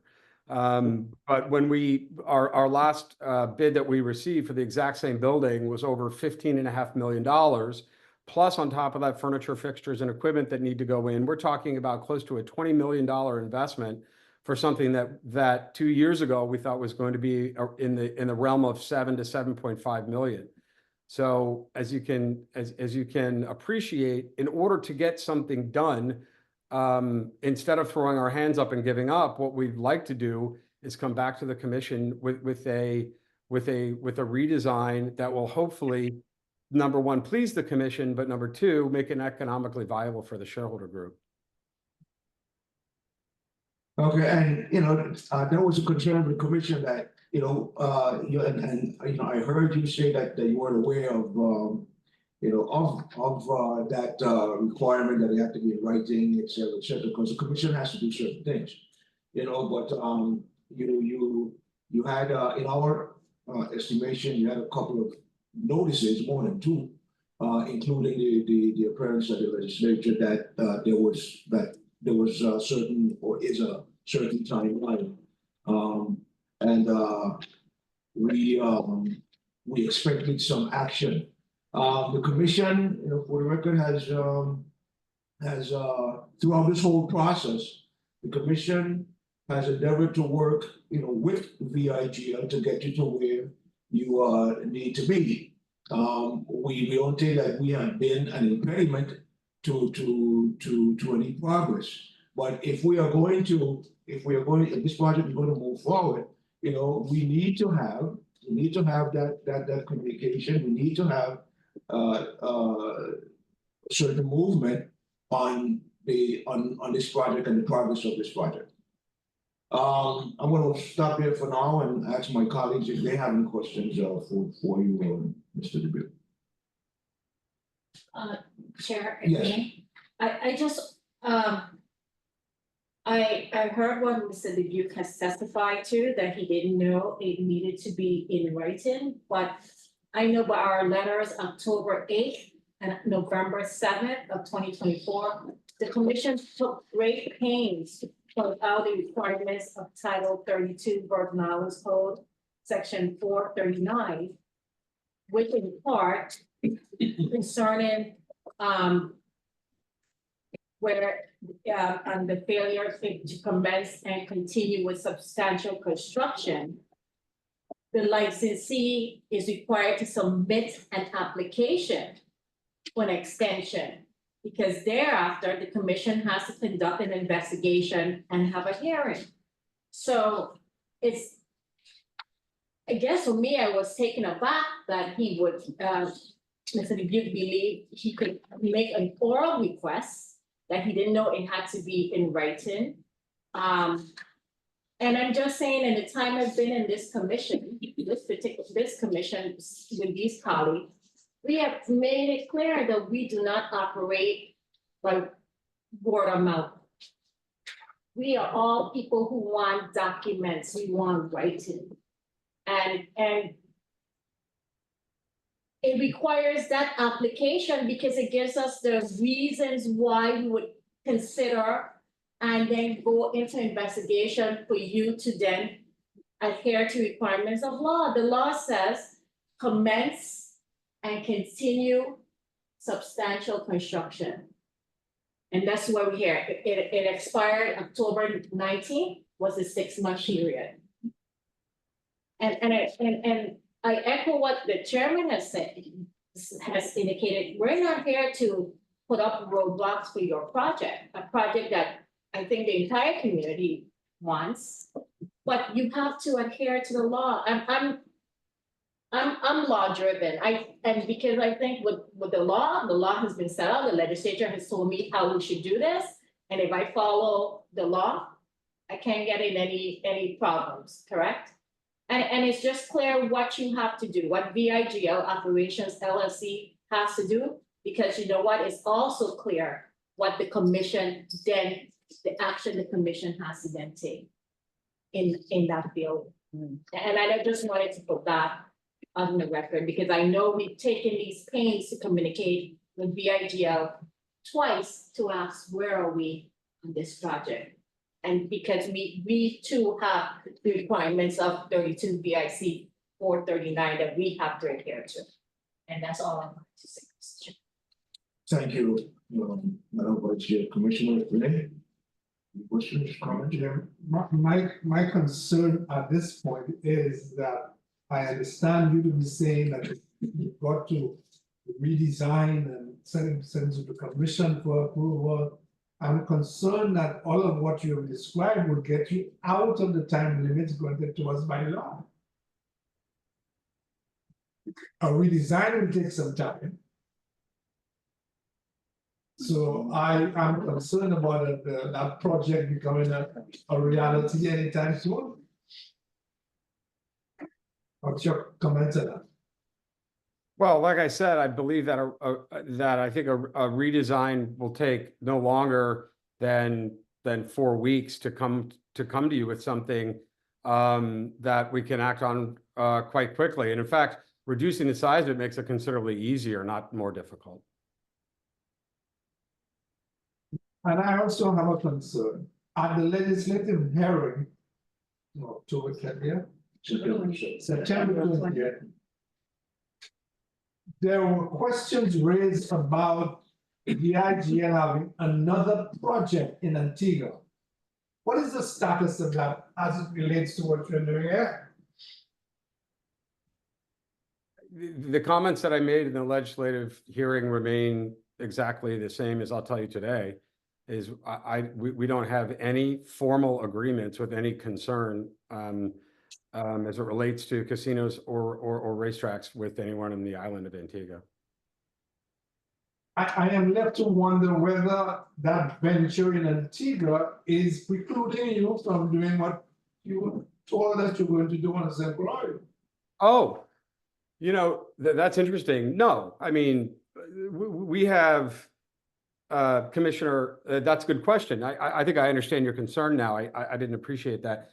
No, I mean, we look at projects throughout the Caribbean, the US, and frankly, the world in order to expand our business. I don't think that there's any shortage of equity dollars that are looking for good returns and solid businesses. That I don't think that our management team, our equity dollars, or expertise should preclude one project over another. You know, businesses look at multiple projects all the time.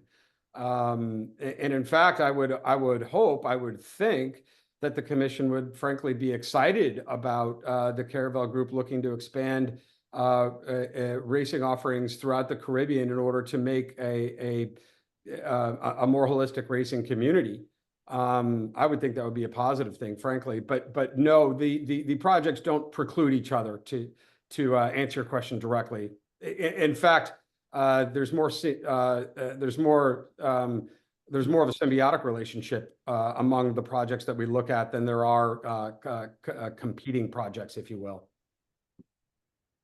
I understand the commission should be excited if the Caribbean island decides to employ us a similar project, but you mentioned an increase from 7.4 million for construction to 24 million. I mean, if I were in a business of that nature, spreading myself too thin in the case of rising costs, I'd really reconsider whether both projects are viable. Well, Commissioner, I would argue differently. I would say that I wouldn't do the one that was 24 million. That's what I'm sitting here saying, is to make it the returns are on a dollar basis. They're not on a holistic basis. So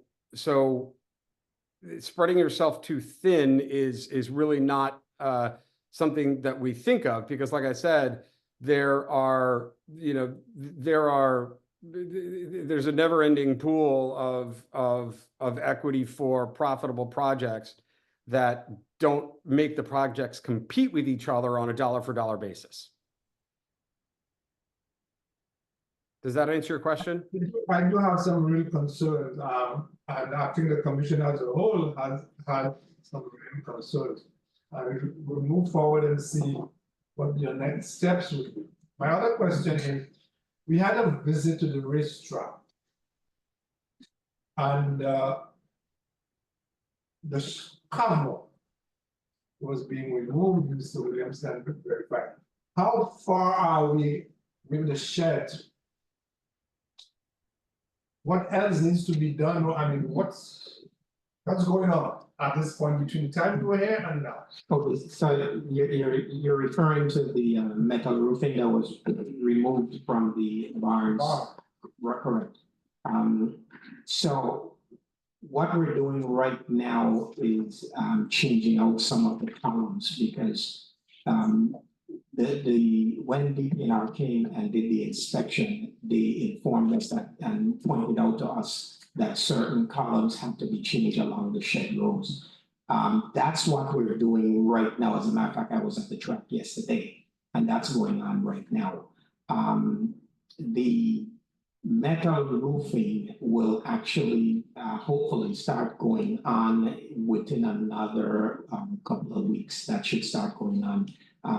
In addition to the columns that's being installed, they're also installing the hurricane clips at this point on all the rafters. So a lot of them are corroded and have to be changed. It's interesting, this project went from just, us having to change the metal roofing, as was indicated in the CZM hearing, to now this has morphed into a huge project. I think the initial cost was like, if I'm not mistaken, Mr. Dubuque, I think it was like $160,000 or $180,000 or something. It's almost, well, I think it's double that at this point. So, but again, it has to be done.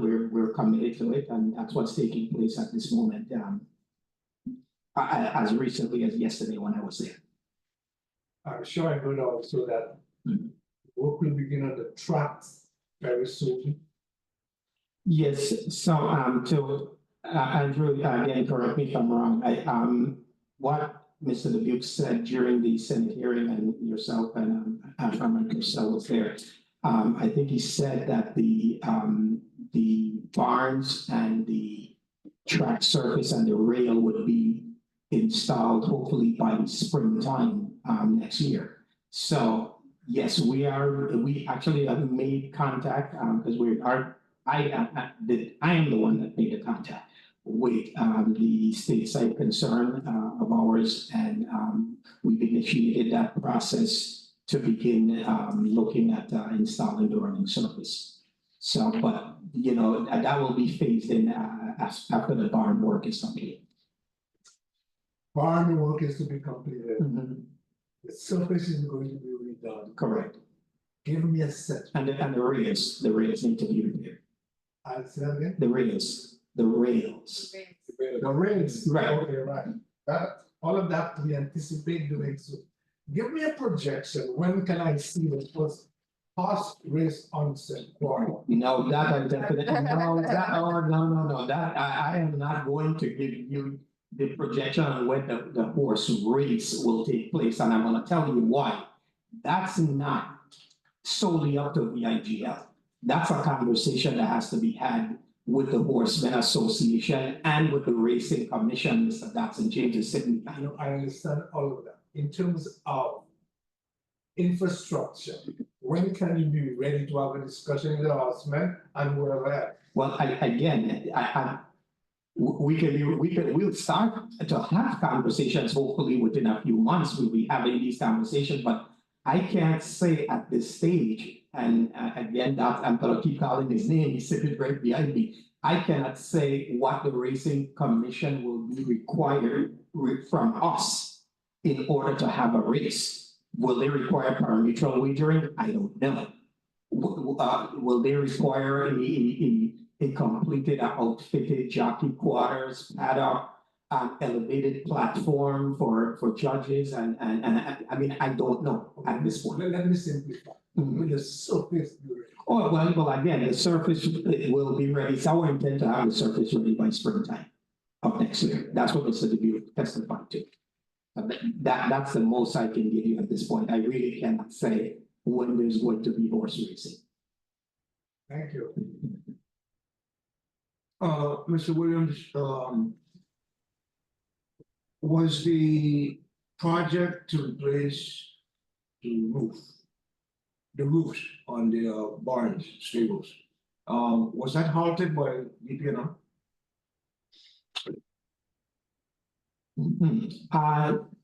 Well, yes, because we had to end up getting a permit for the installation of the new metal roofing.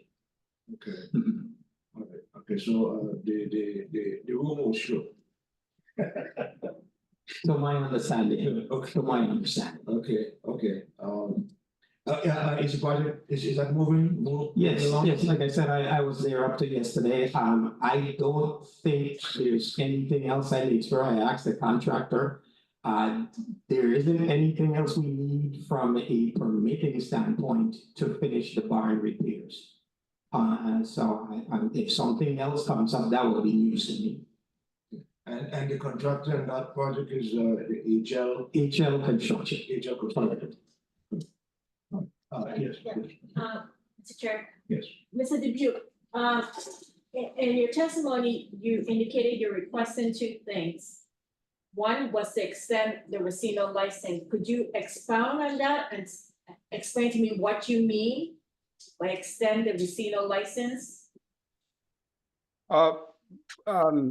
Commissioner, like I said, I apologize for not knowing that request had to be in writing. And I will work with council to get that request to you in writing by the end of the week. That is 100% our fault, and apologize for not getting it to you in writing, which we will by the end of this week. That's what I mean by that. And then what was the second question? Okay, well, the second question was when do you believe you would file the application as required by 32 VIC 439, but you're indicating to me by the end of this week. The end of this week is what date? Today's Wednesday, so Friday. Today's Wednesday, the 27th. You're saying by close of business Friday, November 22nd? Yes, I will make sure that gets done by the end of the week. Yes, by close of business Friday, November 22nd. And we were discussing this, I mean, at times we're challenged by what a statute says as it applies to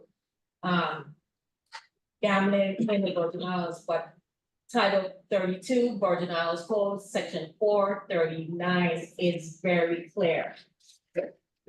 Clear to me. And I think that it's clear to me, it's pretty much it's clear. It's very straightforward as to what is required. Okay, I will ensure that council gets exactly what you need by the end of the week. And again, that's our fault. Give council, it's set out in the resolution. The resolution issue the license, VICC resolution number 005 of 2024, it's in there. It was stated in the letter dated to you dated October 8th of 2024. And again, by letter dated November 7th of 2024. So I think the commission took great pains to guide VIGL operations in the matter. Again, That's why we're very concerned, because these things, there were many opportunities as Commissioner Herbert said, it is in the resolution granting the license. And this is a process, and this commission is committed to following the process. You submit an application, there is an investigation, there's a hearing. So as to my to Commissioner Renee's concern that this naturally pushes this project further out. And we're happy to hear that you will be submitting the application by close of business on Friday. And then the commission has its work to do. But you understand our position. Hopefully you do. Completely understand your position, and don't get us wrong, the commission has done a fantastic job. We are not questioning that whatsoever. I will get with council. Completely Carol Law Group's fault for not submitting this in writing. We mea culpa, we absolutely should have. Especially when the initial license is only for a year. Correct. And that's why it's for a year. That's why it's for a year, because it requires you to do things within that 6 months. Show me that you can fulfill the terms of this license. Okay, we look forward to receiving that information, and then the commission would proceed with its work. Things may not happen as quickly as we approaching the holiday season, and some places are in that mode. So, but hopefully we can get that moving, because this project needs to move, and there's no question about it. It has to move. It has to move, and as Commissioner Herbert pointed out, according to the statute, the commission has certain responsibilities as well. So I don't want to belabor the point, but yeah, it has to move. Okay. I'm good. I'm good. You sure? Yes. Thank you. Commissioner Renee? Thank you. Okay, on that, do you have anything further to add, Mr. Dubuque, Mr. Williams? I'm fine. No, Commissioner, thank you. Okay. Thank you so much, for your update. And again, we look forward to receiving that information, so that at some point in the future that horse racing does in fact return to St. Croix. You know, our sister island is, not the same. I like your harbor. Just. You like my harbor? You have a beautiful harbor. Yeah. Just- Leave it at that. Leave it at that, okay. All right, thank you so much, appreciate it. So. That would bring us, that was the last, item on the, agenda under, new business. We move on to item number 7 on the agenda, any other business, colleagues? Nothing from me, Chair. Okay, thank you very much, Commissioner. Good. So if there is no further business for today's meeting and hearing, I would like to thank all of you for participating here today.